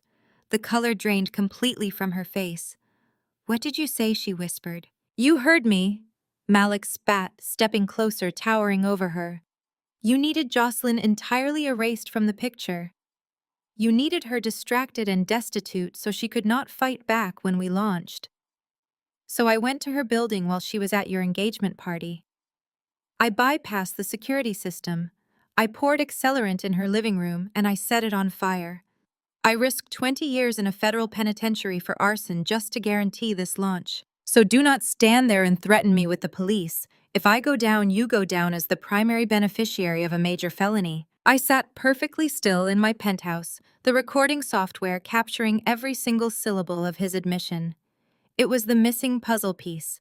It was the concrete, undeniable proof I needed. Before Felicity could process the magnitude of the crime, the office door clicked open. Brenda stepped into the room. She looked drastically different from the woman who had glared at me across the Pierre Hotel ballroom. Her designer coat was wrinkled, her face pale and drawn. Thomas's public humiliation on the golf course and the immediate freezing of their assets had clearly sent her running to the only place she thought still held capital. She had undoubtedly come to demand a portion of the venture capital funds to keep her own lifestyle afloat. Instead, she had walked directly into Malik's arson confession. I held my breath, waiting for the maternal shock. I waited for Brenda to recoil in horror, to realize the man her golden child was marrying had intentionally tried to trap her other daughter in a burning building. I waited for a single shred of humanity to override her greed. Brenda slowly closed the door behind her, ensuring the lock clicked into place. She looked at Malik. She looked at Felicity, who was trembling against the glass. "You left a trail," Brenda asked, her voice entirely devoid of emotion. Even Malik looked taken aback by her reaction. "What the fire?" Brenda said, stepping further into the room, her pragmatic, calculating nature taking absolute control. "Did you leave any physical evidence at the scene? Did anyone see you enter or exit the building?" "No," Malik stammered, caught off guard by her cold efficiency. "I wore a mask. I used untraceable cash to buy the supplies. I avoided the street cameras." "Good," Brenda said, setting her expensive handbag on the desk. "Because Thomas has just been served with federal injunctions. His accounts are locked. My accounts are locked. This venture capital deal is currently the only liquid asset this family has left. We cannot afford a criminal investigation into the CEO right now." Felicity stared at her mother in horror. "Mom, he burned a building down. Jocelyn could have been inside, but she was not." Brenda snapped, dismissing the attempted murder with a wave of her hand. "She is perfectly fine and currently causing us massive financial distress. Focus on the reality of the situation, Felicity. If this deal collapses, we have absolutely nothing." Brenda turned her attention back to Malik, her eyes narrowing as she began to construct a defense strategy on the fly. "If the fire marshal finds evidence of arson, they will look at those who benefit. They will look at us. We need to redirect their attention immediately. We need a scapegoat." Who, Malik asked, desperately grasping at her lifeline. "Someone with a known grievance against Jocelyn," Brenda reasoned, pacing the floor. "A disgruntled former client. A rival developer. Or better yet, we use her own paranoia against her. She has been erratic lately. We start planting the narrative that Jocelyn set the fire herself for the insurance money, or as a desperate cry for attention after her professional failures." "Insurance fraud." Malik murmured, the gears in his head turning. "It is plausible. She was struggling financially before the fire." "Exactly," Brenda said, her voice turning hard and resolute. "We control the story. We leak concerns about her mental state to the investigators. We provide character witness statements, highlighting her recent instability. We bury her under so much manufactured suspicion that the authorities will not look anywhere else." I sat in the glow of my monitors, my hands resting lightly on the keyboard. I watched my mother strategize my framing with the clinical precision of a military general planning a siege. There was no hesitation. There was no guilt. There was only the preservation of her status, purchased with my destruction. Brenda leaned over Malik's desk, her face terrifyingly calm, as she delivered her final instruction. "We just need to make sure Jocelyn looks crazy enough that no judge will believe her." I reached out and clicked the save button on the audio recording interface. The file processed, locking itself behind my encryption wall. I had everything. I had the financial ledgers. I had the syndicate connections. I had the arson confession. I had the conspiracy to frame. I leaned back in my chair and took a deep breath. They thought they were building a defense, but they had just handed me the final nail for their coffins. By 6 o'clock the next morning, Brenda's strategy went live with the brutal, calculated efficiency I had come to expect from her. She did not waste time with subtle rumors. She went directly for the jugular, utilizing a notoriously aggressive Silicon Valley tech tabloid, known for destroying reputations, before the truth ever had a chance to put its boots on. The publication was called The Valley Insider, a digital rag read by every major investor, developer, and executive on the West Coast. My phone screen lit up with a breaking news alert. The headline was plastered across the front page in bold, sensationalist typography. "The Silicon Valley Grifter: How One Sister's Jealousy Mutated into Extortion." I opened the article. Brenda and Felicity had clearly spent a small fortune paying a hack journalist to construct a masterpiece of character assassination. The piece painted me as a deranged, bitter, and entirely unstable woman who had failed at every professional endeavor. It detailed my recent firing from my corporate tech job, twisting the truth to claim I was terminated for erratic behavior and mental instability. It explicitly stated that I had bankrupted myself and was now resorting to cyber extortion against my brilliant self-made sibling. The article went further, crossing into outright criminal defamation. It hinted heavily that the recent catastrophic fire at my apartment building was currently under investigation for insurance fraud. The journalist strongly implied that I had struck the match myself out of pure financial desperation. There were even fabricated quotes attributed to an anonymous source close to the family. I knew exactly who the anonymous source was. "It breaks my heart," the quote from Felicity read. "I just want my sister to get the psychological help she desperately needs. I love her, but I cannot let her toxic jealousy destroy the company my team and I have worked so hard to build." My phone began buzzing relentlessly against the glass desk. Former co-workers, distant acquaintances, and industry contacts were reading the hit piece. The narrative was perfectly engineered to isolate me, to make me radioactive to any future employer or ally. Brenda knew exactly how to weaponize society's eagerness to believe in the hysterical, jealous woman. If I had been the same girl who stood in the ashes of my apartment just a few weeks ago, this would have broken me. I would have issued a frantic, tearful public denial. I would have called Brenda screaming. I would have hired a lawyer and begged for a retraction. I did absolutely none of those things. I did not cry. I did not panic. I poured myself a fresh cup of black coffee, sat down at my terminal, and cracked my knuckles. A defamation lawsuit would take months to litigate. It would require injunctions, hearings, and endless legal maneuvering. I did not have months. I had an offshore financial ecosystem that generated more revenue in a single hour than the Valley Insider generated in an entire fiscal year. I was not going to ask them to take the article down. I was going to take their entire company. I ran a rapid corporate trace on the tabloid. It was owned by a mid-sized digital media conglomerate called Apex Media Holdings. They were a publicly traded shell company that bought up cheap gossip sites to farm ad revenue. According to their public financial disclosures, they were currently trading at a fraction of their peak value, heavily overleveraged and desperate for an injection of cash flow. I logged into the primary administrative portal for Aegis Solutions International. Through a network of anonymous, perfectly insulated shell corporations registered in Switzerland and the Cayman Islands, I initiated a hostile rapid-fire acquisition.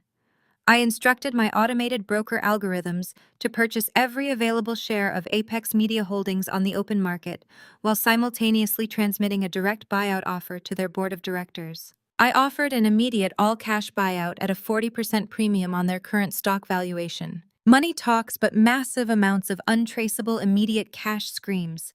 The board of directors at Apex Media did not ask moral questions. They did not care about the journalistic integrity of their subsidiary tabloids.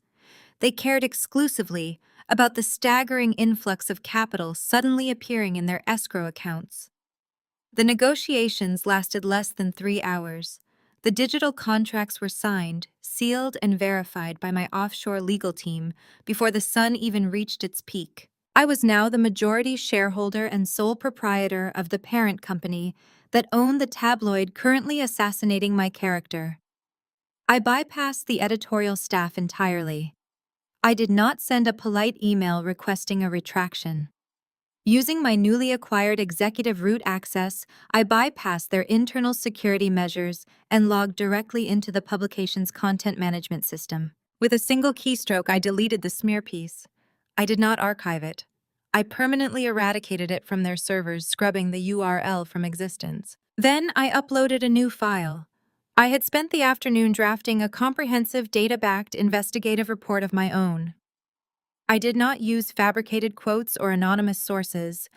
I used undeniable concrete evidence. I attached the pristine audio recording of Malik confessing to the arson embedded directly into the text for anyone to play. I attached the decrypted financial ledgers proving his $20 million debt to the Macau money laundering syndicate. I attached the patent registrations and the server logs proving the Aegis architecture belonged exclusively to me. I laid out the entire conspiracy, meticulously detailing how Felicity and Malik had attempted to defraud investors to pay off violent criminals. The sun was just starting to rise the next morning when I hit publish. The new article replaced the old one on the front page, dominating the entire site with bold, heavy text. The headline read, Silicon Valley's newest $20 million darling built on stolen tech and arson. The thumbnail was a high-definition, unedited photograph of Felicity's face, captured from the compromised boardroom camera, looking absolutely terrified during her failed investor presentation. I leaned back in my chair and watched the site traffic spike exponentially as the unvarnished truth flooded the internet. By 8 a.m., the financial world had caught the scent of blood. Marcus and his consortium of venture capitalists did not quietly back out of the Aegis deal. They released a joint press statement officially freezing all capital transfers and severing all ties with Malik's firm, citing severe ethical and legal irregularities. The $20 million, which had been sitting in a delicate escrow hold, was instantly clawed back into the investors' corporate accounts. Through my persistent backdoor access into Malik's servers, I watched the digital walls of his empire cave in. Automated emails from his remaining minor investors flooded his inbox, all demanding immediate liquidation of their assets. His corporate counsel resigned via a two-line email that cited an immediate conflict of interest. But the true devastation was happening on his personal burner phone. I had cloned the device's receiver protocol the moment I cracked his private folders. At 8:45 a.m., a single text message arrived from an unregistered international number. It contained no words. It was simply a photograph taken from across the street showing the front doors of Malik's office building. Standing on the sidewalk was a man in a dark coat holding a copy of that morning's newspaper. 5 minutes later, a second message arrived. It read midnight. Malik was completely out of time. The Macau syndicate was no longer sending legal threats. They were sending a localized cleanup crew. On the office security feed, I watched Malik slide out of his ergonomic leather chair and collapse onto the floor. He curled his knees to his chest, gripping his hair, hyperventilating so hard his shoulders visibly shook on the camera feed. Felicity was nowhere to be seen.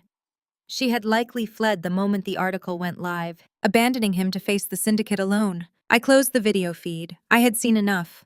The trap had triggered flawlessly. A sharp, frantic pounding echoed through my hotel suite. It was not the polite knock of room service or housekeeping.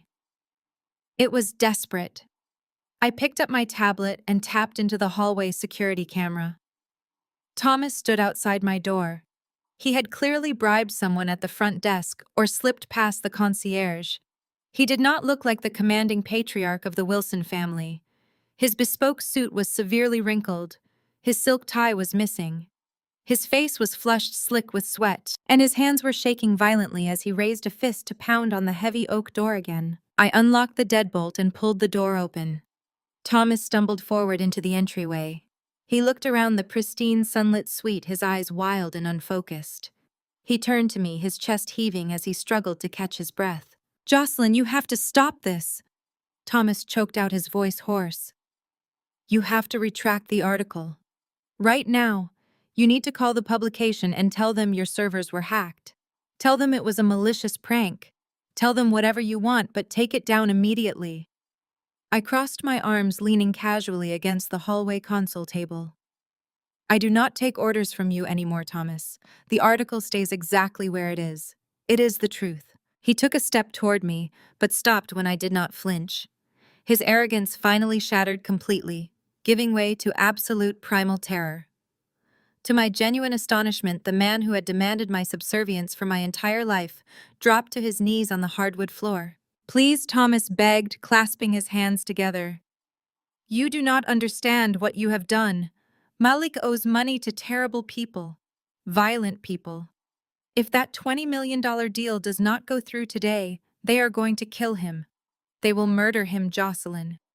"That sounds like a severe lapse in his financial judgment," I replied, my voice completely devoid of inflection. "I am not responsible for Malik's outstanding debts to international crime syndicates."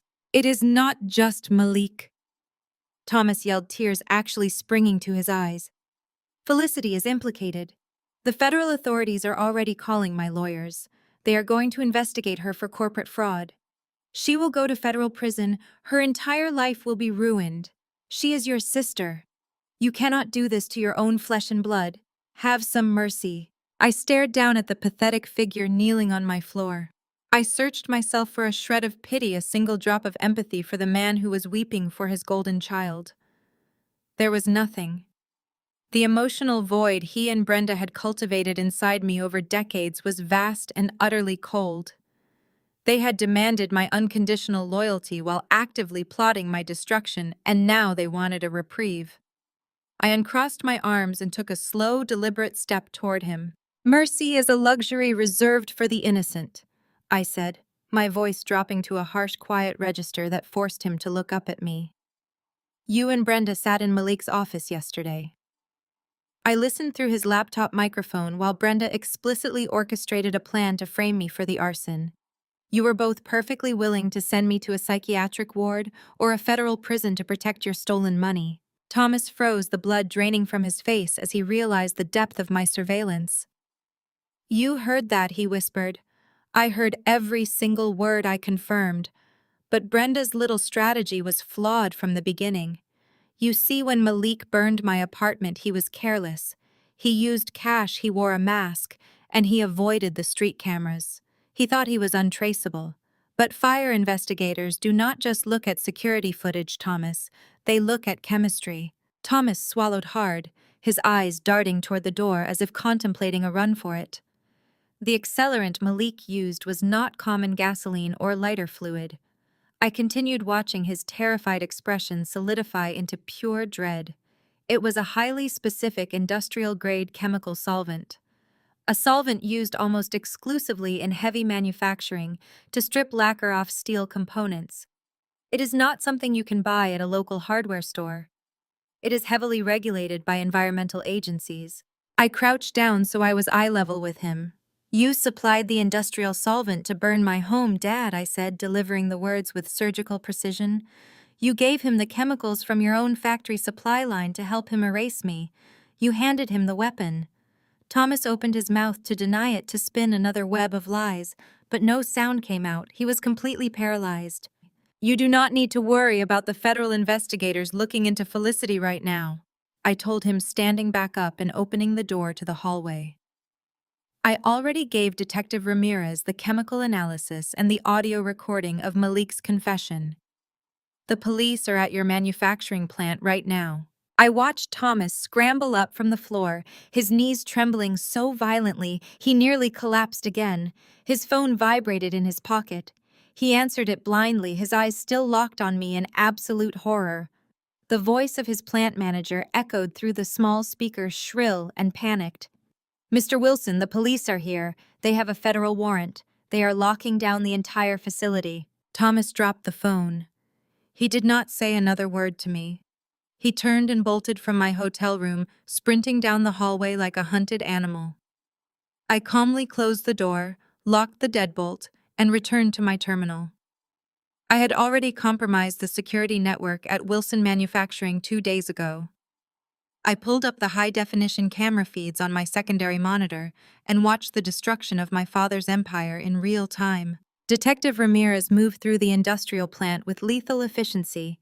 He did not waste time interviewing the terrified floor workers. He marched a team of evidence technicians directly past the assembly lines and straight toward the restricted hazardous materials storage unit. Through the camera mounted above the steel doors, I watched Ramirez produce a pair of heavy bolt cutters, snapping the padlock Thomas used to bypass safety inspections. The technicians swarmed the room. They compared the physical barrels of industrial solvent against the digital inventory logs. The discrepancy was glaring. Exactly 5 gallons were missing the precise volume required to accelerate a fire through a residential building with the speed Malik had achieved. While the technicians secured the chemical evidence, Ramirez moved up to the executive suite. He bypassed the frantic receptionist and entered Thomas's private office. He did not ask for passwords. He simply unhooked the master hard drive from my father's desk and bagged it. Within that drive, buried under layers of amateur encryption, were the direct text message exchanges between Thomas and Malik. I had already read them. Malik had texted my father asking for something untraceable to handle a severe personal liability. Thomas had replied with a time and a loading dock number instructing Malik to arrive in an unmarked vehicle. My father had knowingly supplied the murder weapon, assuming his wealth and status would permanently shield him from consequence. Thomas arrived at the facility 20 minutes later. He burst through the main glass doors of the lobby, his face purple with exertion and rage.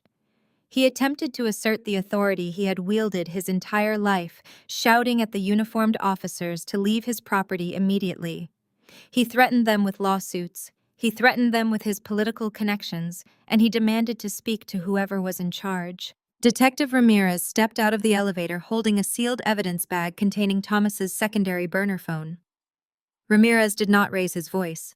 He walked directly up to Thomas in the center of the crowded lobby, surrounded by dozens of wide-eyed factory workers, administrative assistants, and mid-level managers. Ramirez calmly recited the Miranda rights as he pulled my father's arms behind his back. The sharp metallic click of the handcuffs echoed clearly through the audio feed. Thomas looked around wildly, his commanding presence entirely evaporated. He was a humiliated, terrified old man being paraded in front of the employees he had bullied for decades. Just as Ramirez began to march him toward the exit, a silver Mercedes screeched to a halt in the fire lane outside the glass doors. Brenda stepped out. Thomas's face lit up with a desperate flicker of hope. He expected his wife to defend him, to call their armada of corporate lawyers, to use her sharp tongue to intimidate the police into backing down. Brenda walked through the automatic doors, took one look at the handcuffs securing her husband's wrists, and instantly assessed the situation. Her survival instincts overrode 30 years of marriage in a fraction of a second. She did not rush to his side. She stopped 5 feet away, crossed her arms, and turned her attention entirely to Detective Ramirez. "I am Brenda Wilson," she announced, her voice ringing out crisp and clear. "I handle the external finances for this company. I have absolutely no access to the manufacturing floor or the chemical inventory. If my husband supplied dangerous materials to Malik, he did it completely behind my back. My daughter Felicity and I had no knowledge of this conspiracy. We are victims of his reckless behavior." Thomas stopped struggling against the officers. The betrayal struck him harder than the arrest. He stared at Brenda, his mouth opening and closing silently. He had spent his entire life prioritizing her demands, funding her lifestyle, and sacrificing me to maintain her approval. Now, at the very first sign of genuine peril, she threw him directly under the bus without a single moment of hesitation. She was perfectly willing to let him rot in a federal penitentiary if it meant she and Felicity could distance themselves from the fallout. Ramirez simply nodded, unimpressed by her performance, and led Thomas out to the waiting cruiser. While my family imploded in the lobby of their own company, the true architect of the theft was realizing the walls were rapidly closing in. Malik had spent the last 2 hours watching his entire life disintegrate on his computer screen. The venture capital funds were gone. His reputation was permanently destroyed, and the Macau syndicate was expecting their $20 million by midnight. He knew the cleanup crew would not accept apologies or excuses. They would simply make an example out of him. Malik abandoned his office and fled to his luxury penthouse. He did not call Felicity. He did not try to warn her or save her. He packed a single duffel bag with a few changes of clothes and every piece of expensive jewelry he owned. Using his remaining executive access, he illegally transferred the last $2 million of the Aegis seed money into a hidden offshore account in the Cayman Islands, draining the company completely dry. He intended to vanish into the Caribbean, leaving Felicity to face the wrath of the federal authorities and the criminal syndicate alone. I tracked his phone's GPS signal as he took a private car service to San Francisco International Airport. He bypassed the main terminals and headed straight for a private charter service, slapping a stack of $100 bills onto the counter to secure a seat on the next available outbound flight to Georgetown. He approached the customs agent at the private terminal, exuding a forced, arrogant calm. He handed over his pristine diplomatic-grade passport. He believed he had won. He believed he was simply too smart, too resourceful to be caught. The agent swiped the passport through the scanner. Malik waited for the nod of approval. Instead, his computer monitor flashed a brilliant, glaring red. An audible alarm chimed softly behind the desk. The agent's expression hardened immediately, and he subtly pressed a button beneath his counter. "What is the problem?" Malik demanded, his voice pitching upward in panic.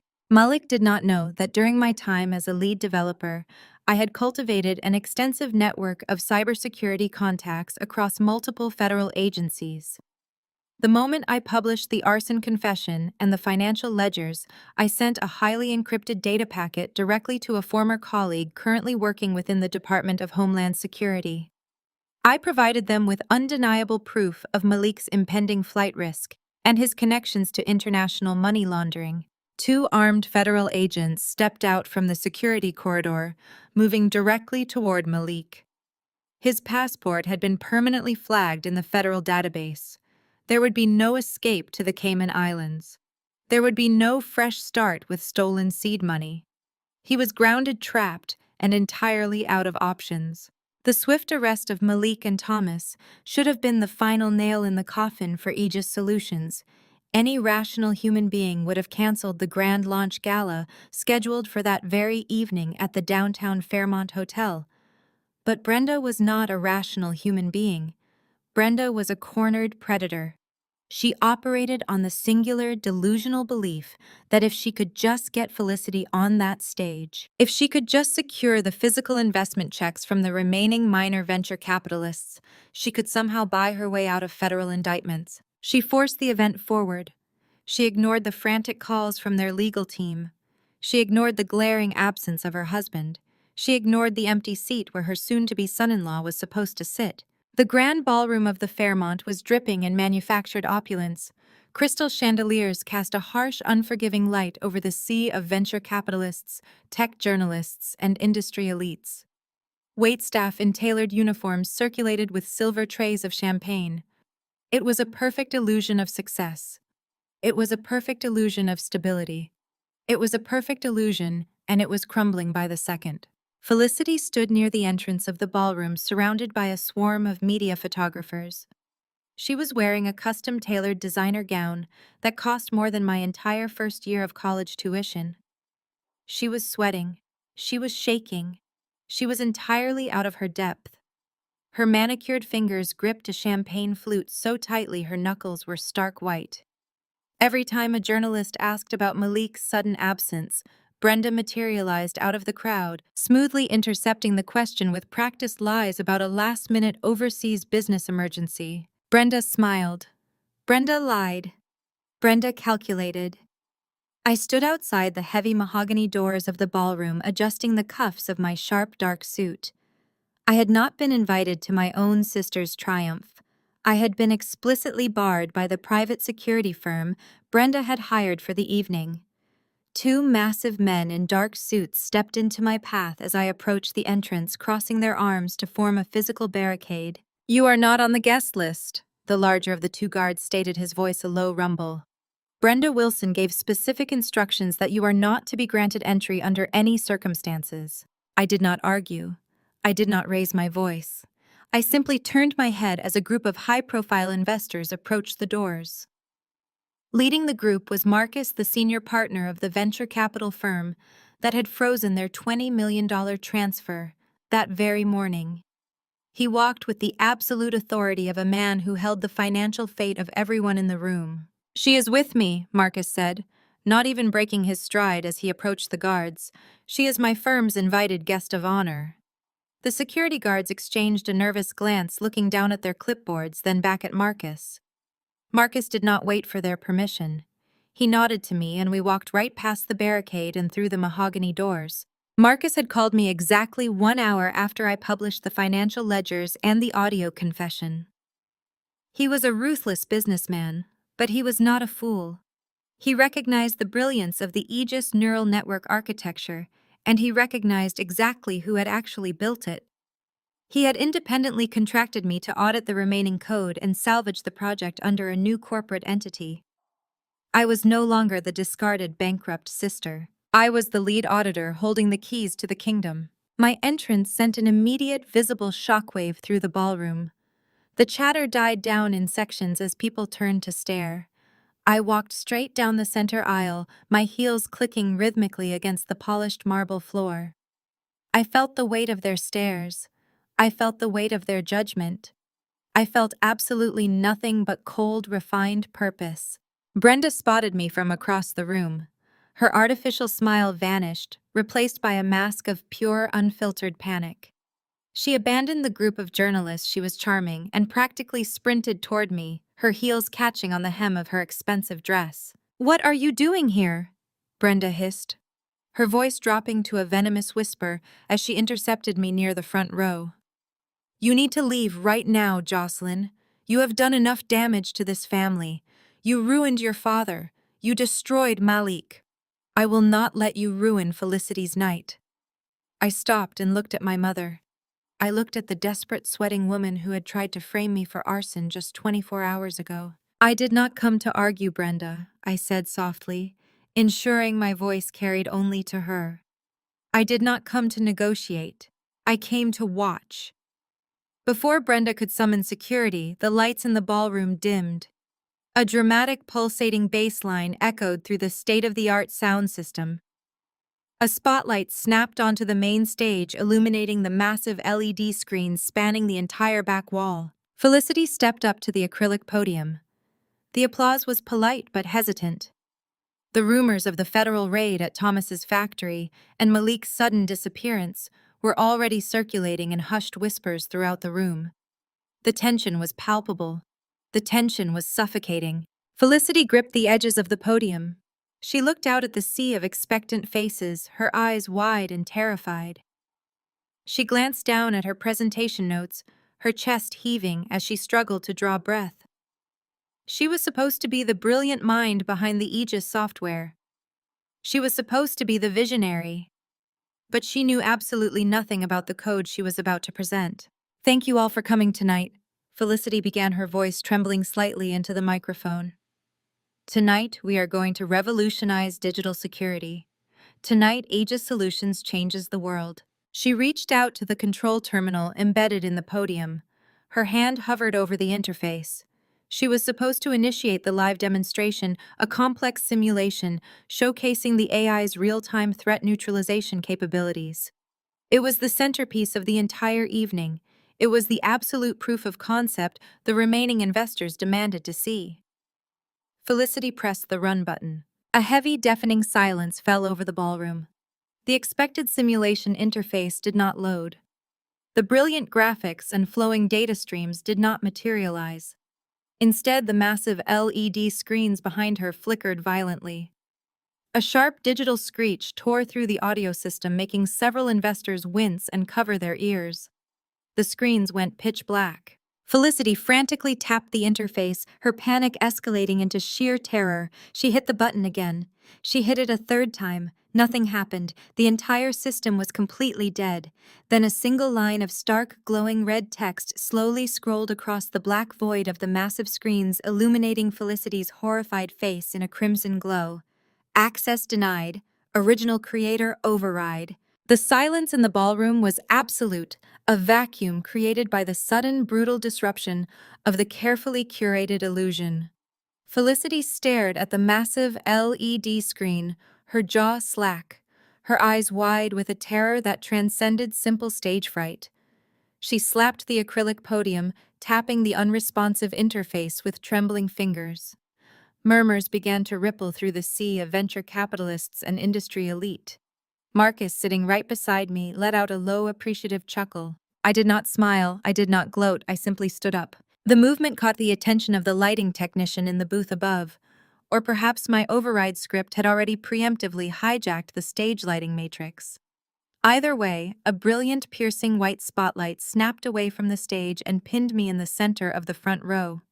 I held a sleek black tablet in my left hand. Every camera, every eye, every ounce of attention in that massive room swiveled directly to me. Felicity peered through the harsh glare, her face draining of all remaining color as she recognized me. "Jocelyn!" She gasped, the microphone catching the fragile, reedy sound of her breaking voice. "What are you doing? Turn it back on!" I did not answer her. I looked directly at Brenda, who was frozen in the aisle, her face a mask of absolute horror. I raised the tablet and swiped my finger across the glass screen. Behind Felicity, the glowing red text vanished. In its place, a high-definition image materialized towering 40 feet high.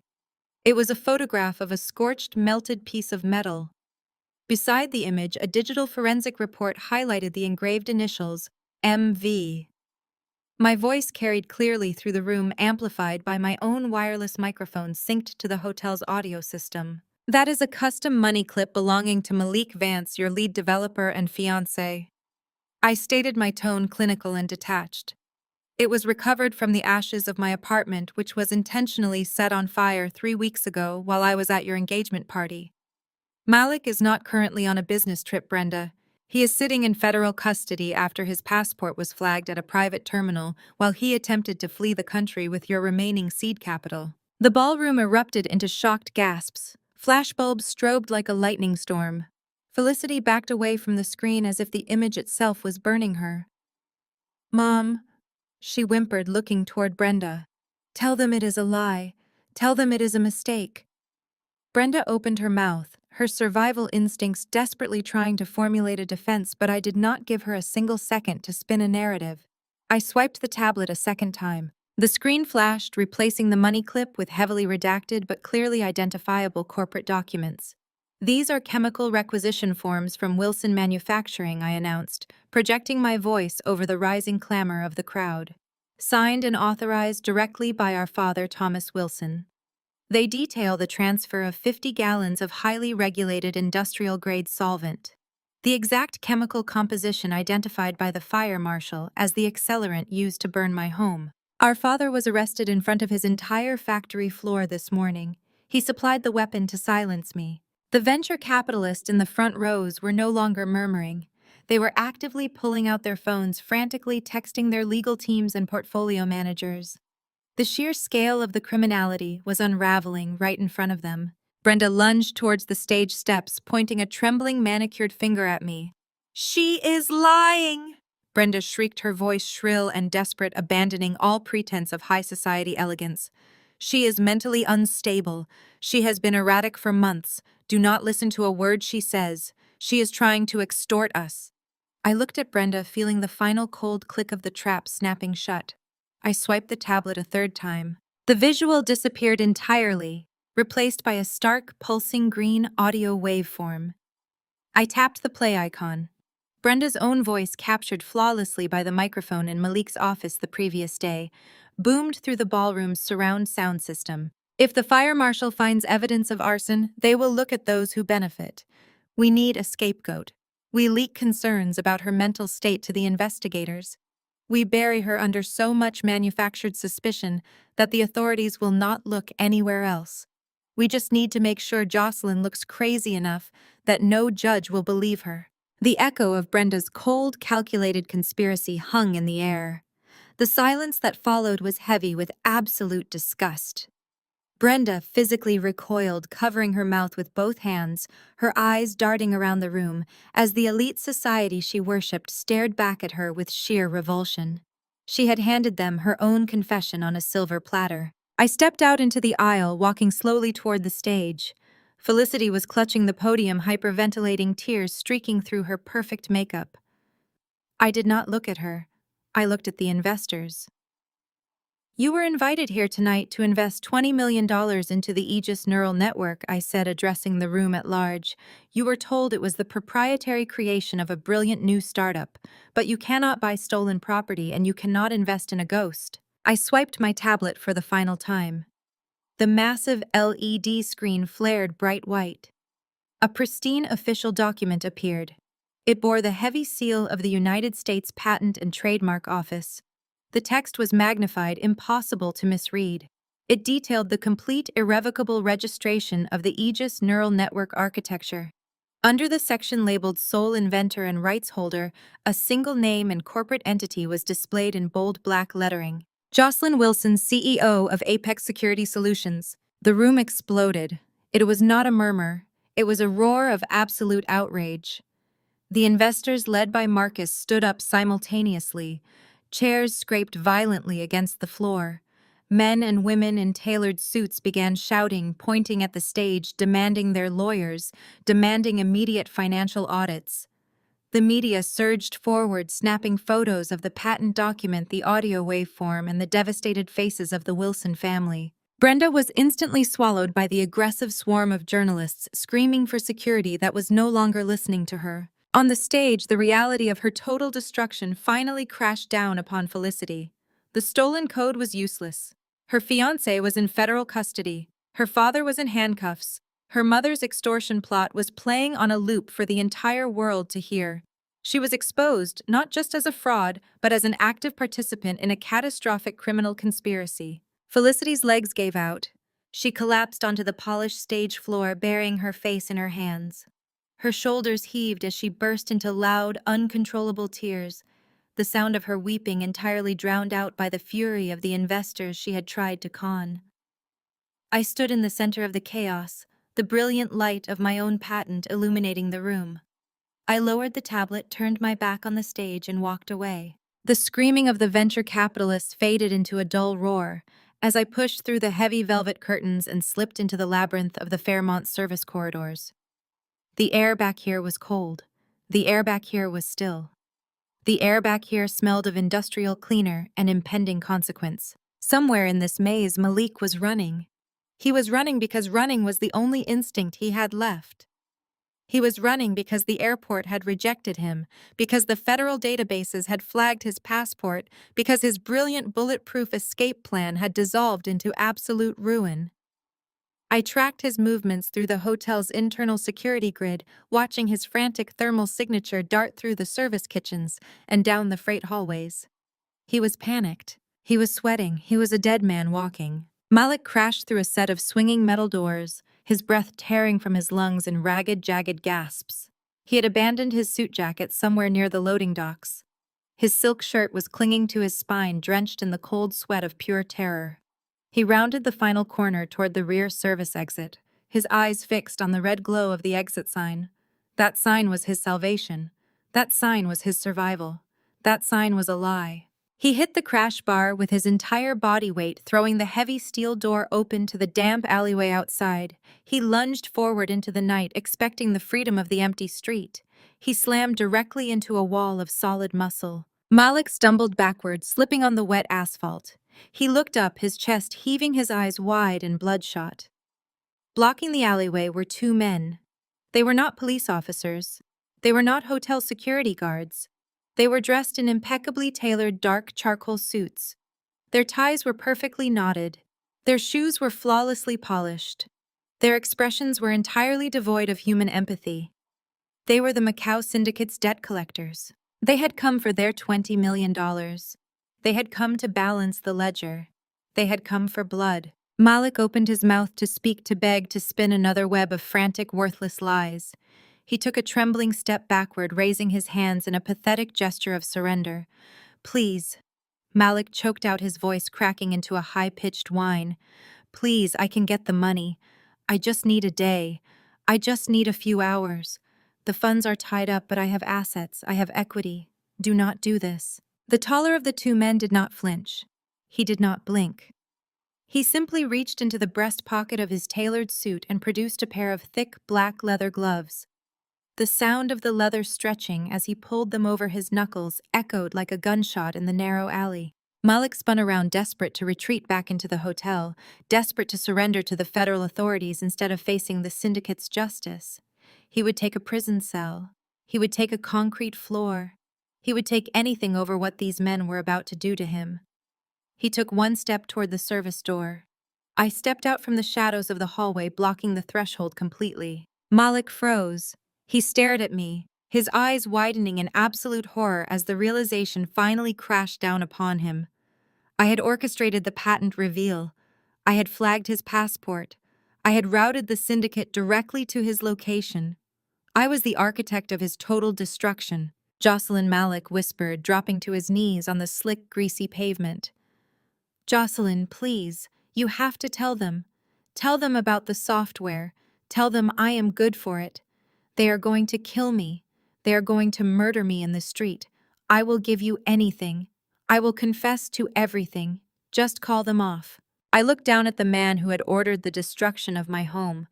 I looked down at the man who had stolen my life's work. I looked down at the man who had happily plotted to lock me in a psychiatric ward. I felt no pity, I felt no rage.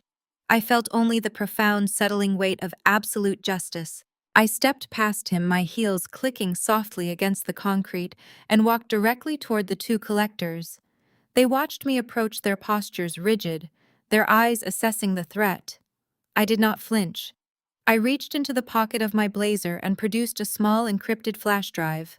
I held it out to the taller collector. "This contains the offshore routing numbers Malik used to hide your initial investment," I said. My voice perfectly level, ringing clear and cold in the damp night air. "He tried to run. You handle him. The police handle the rest." The collector looked at the flash drive. He looked at my face, reading the absolute certainty in my eyes. He reached out with a gloved hand and took the drive, sliding it smoothly into his pocket. He gave me a single silent nod of acknowledgement. The contract was sealed. The transaction was complete.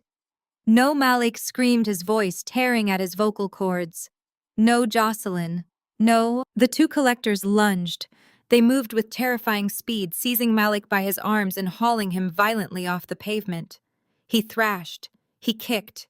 He wailed into the darkness, pleading for mercy from men who did not know the meaning of the word. They dragged him backward, pulling him away from the light of the hotel and deep into the suffocating shadows of the alley. A black, unmarked van idled silently at the far end of the street. The side door slid open. They threw Malik inside, the heavy metal door slamming shut instantly, cutting off his screams.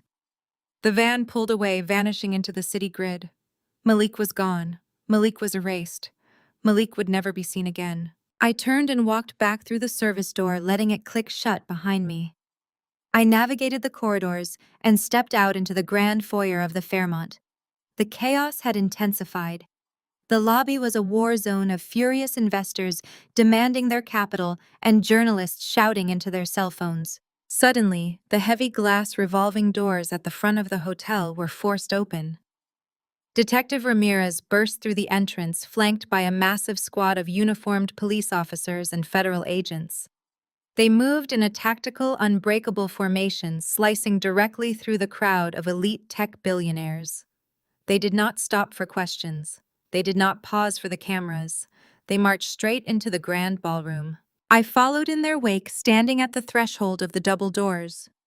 Felicity was still on the stage. She was kneeling beside the acrylic podium, clutching her ruined designer gown, her face buried in her hands. She was sobbing.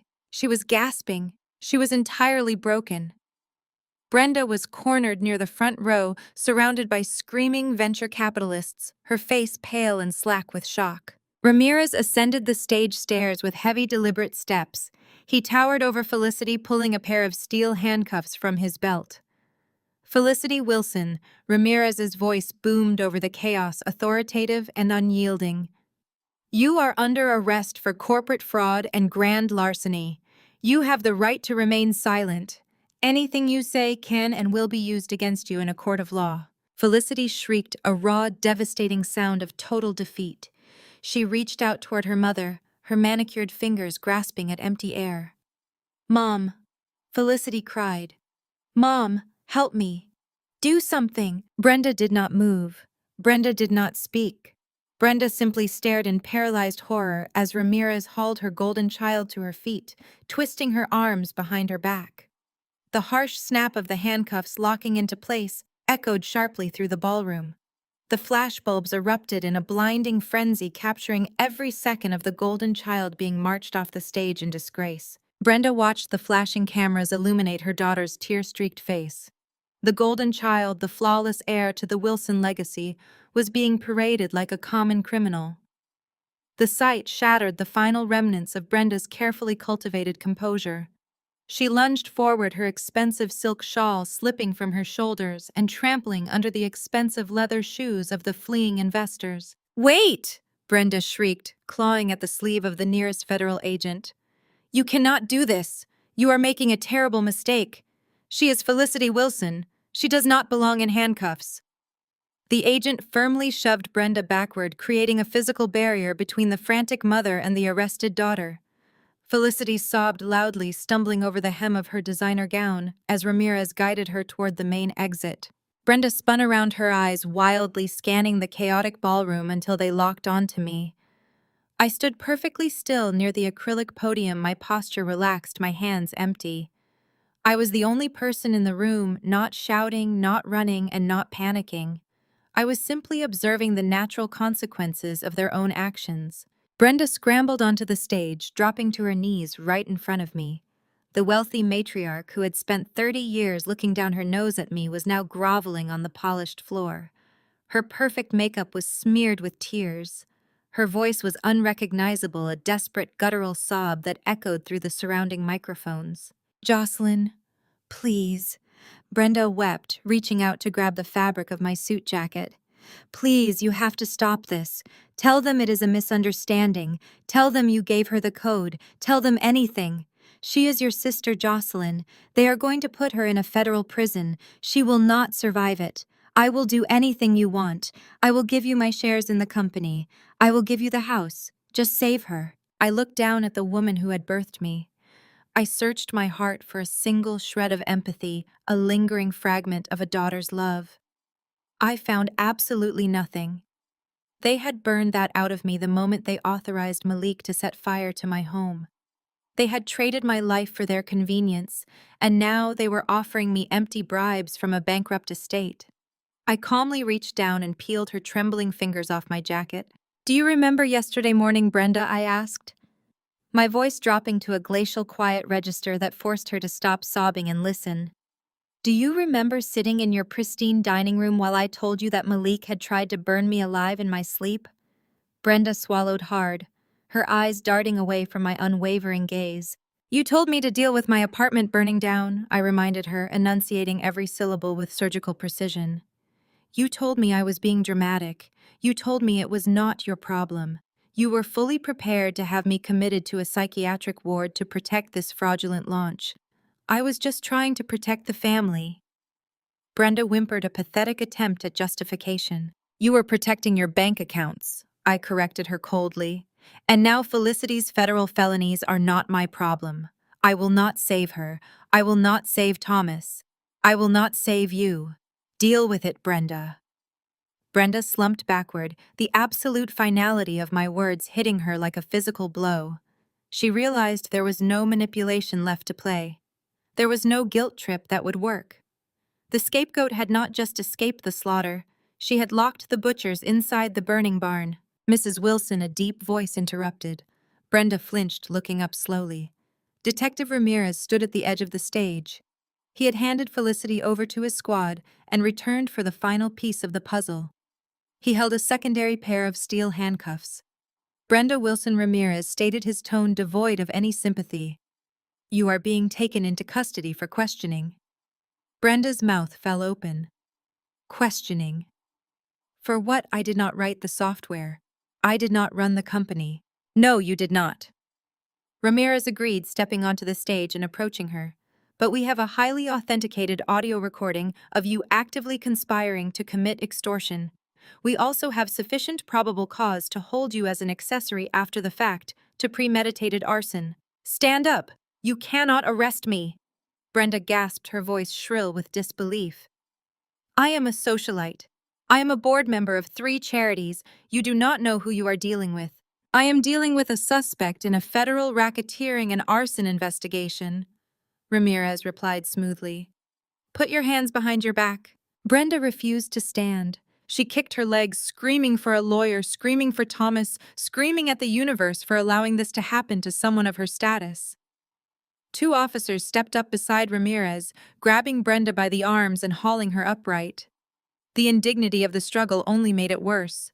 They snapped the handcuffs onto her wrists, pulling them tight. The ballroom had mostly emptied of investors, but the media had remained. They smelled blood in the water. As Ramirez marched Brenda down the center aisle of the Fairmont Ballroom, a phalanx of photographers descended upon them. This was not just an arrest. This was a public execution of the Wilson family's entire social standing. Brenda tried to hide her face behind her shoulder, but the officers held her firmly, marching her directly through the gauntlet of flashing lights and shouting reporters. Brenda, did you order the fire? A journalist screamed, thrusting a microphone toward her face.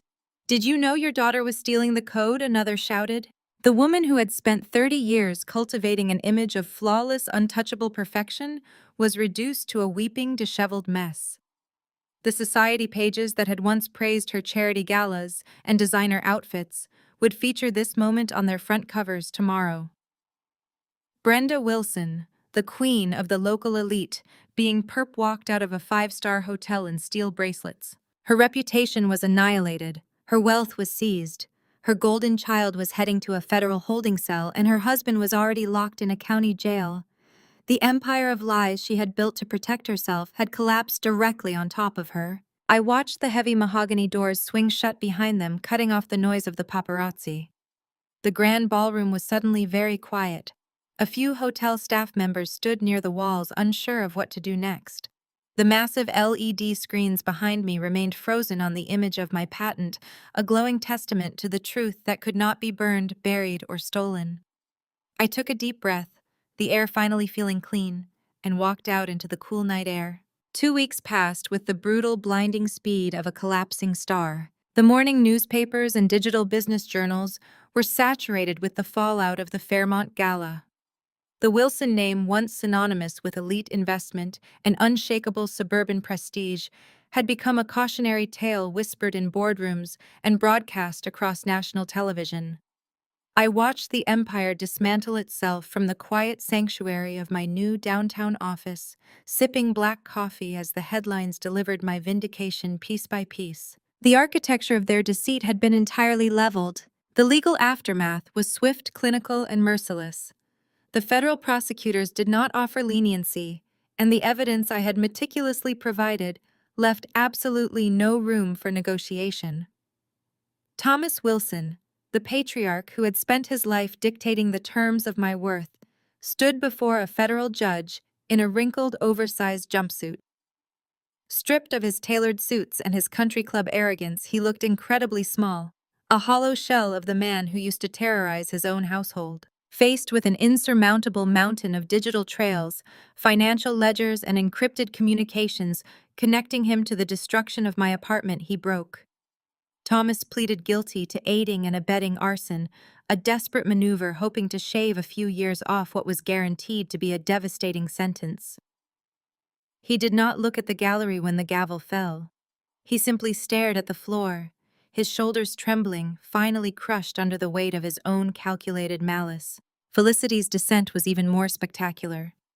The golden child was entirely unprepared for the cold, unforgiving reality of a federal indictment. Without her mother to shield her, without Malik to construct her lies, and without my stolen intellect to prop up her fraudulent genius, she unraveled completely. The federal investigators systematically dismantled her defense. They exposed the IP theft, traced the wire fraud directly to her personal accounts, and presented the fraudulent patent applications to a grand jury.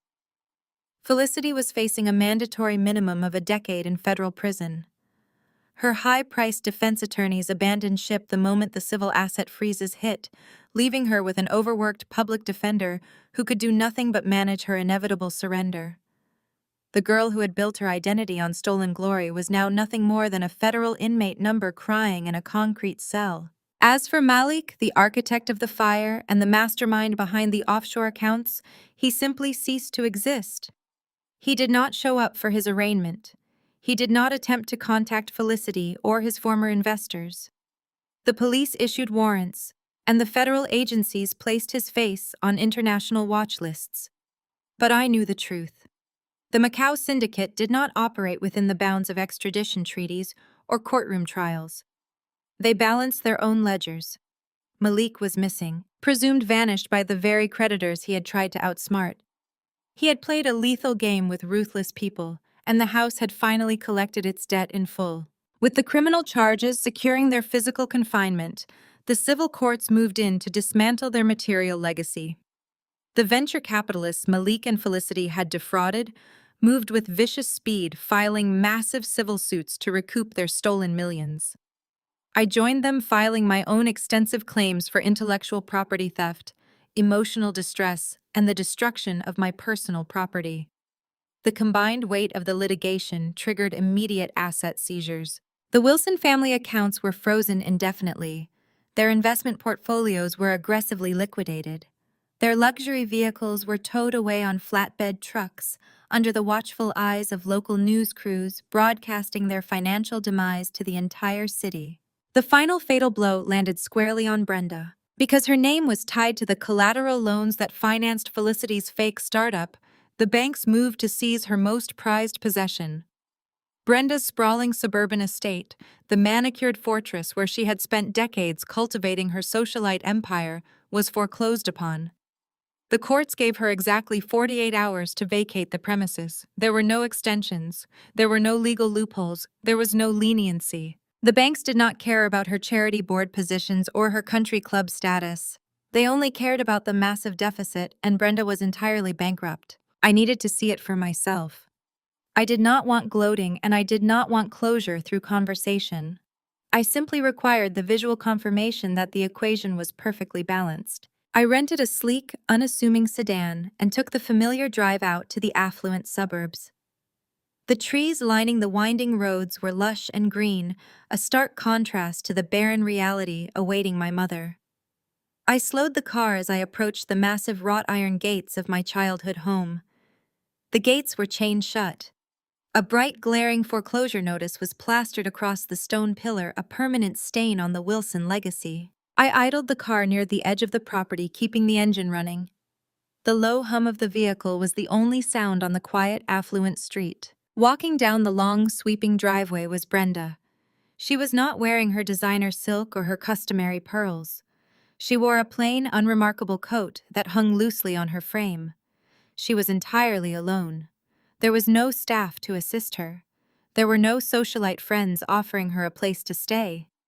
She was dragging a single scuffed suitcase behind her, the wheels rattling harshly against the expensive paving stones. She reached the end of the driveway and stopped, looking up and down the empty street. She was waiting for a cheap taxi. Her posture slumped, her face drawn and hollowed out by the absolute destruction of her reality. She was a queen exiled from a kingdom that had never truly belonged to her. For a brief second, she turned her head. Her eyes locked onto my idling car. She squinted, recognizing my silhouette behind the glass. I saw her mouth open. I saw her hand twitch, raising an inch, as if to wave, as if to summon me over to save her from the ruin she had built. I did not roll down the window. I did not offer a nod of acknowledgement. I looked at the woman who had happily sacrificed my life for her own comfort, and I felt nothing but a clean, sweeping sense of freedom. I shifted my foot from the brake to the accelerator. I pressed down the engine, roaring smoothly to life as I drove past the gates. I did not look in the rearview mirror. I accelerated down the avenue, leaving my toxic past behind me, my eyes fixed firmly on the horizon. True security is never found in the conditional love of a toxic family. It is built with your own two hands. Jocelyn's journey teaches us that blood does not automatically equate to loyalty, and tolerating abuse for the sake of keeping the peace only destroys your own potential. When the people who are supposed to protect you choose to exploit you. Instead, the ultimate justice is not just watching their house of cards collapse, it is walking away completely unscathed. Reclaiming your narrative requires the absolute courage to let the bridges burn so you can finally build your own empire. Share your own experiences of setting boundaries and walking away from toxic expectations in the comments below. If Jocelyn's fierce triumph over betrayal resonated with you, hit the like button and subscribe for more stories of strong women reclaiming their power and rewriting their own destinies.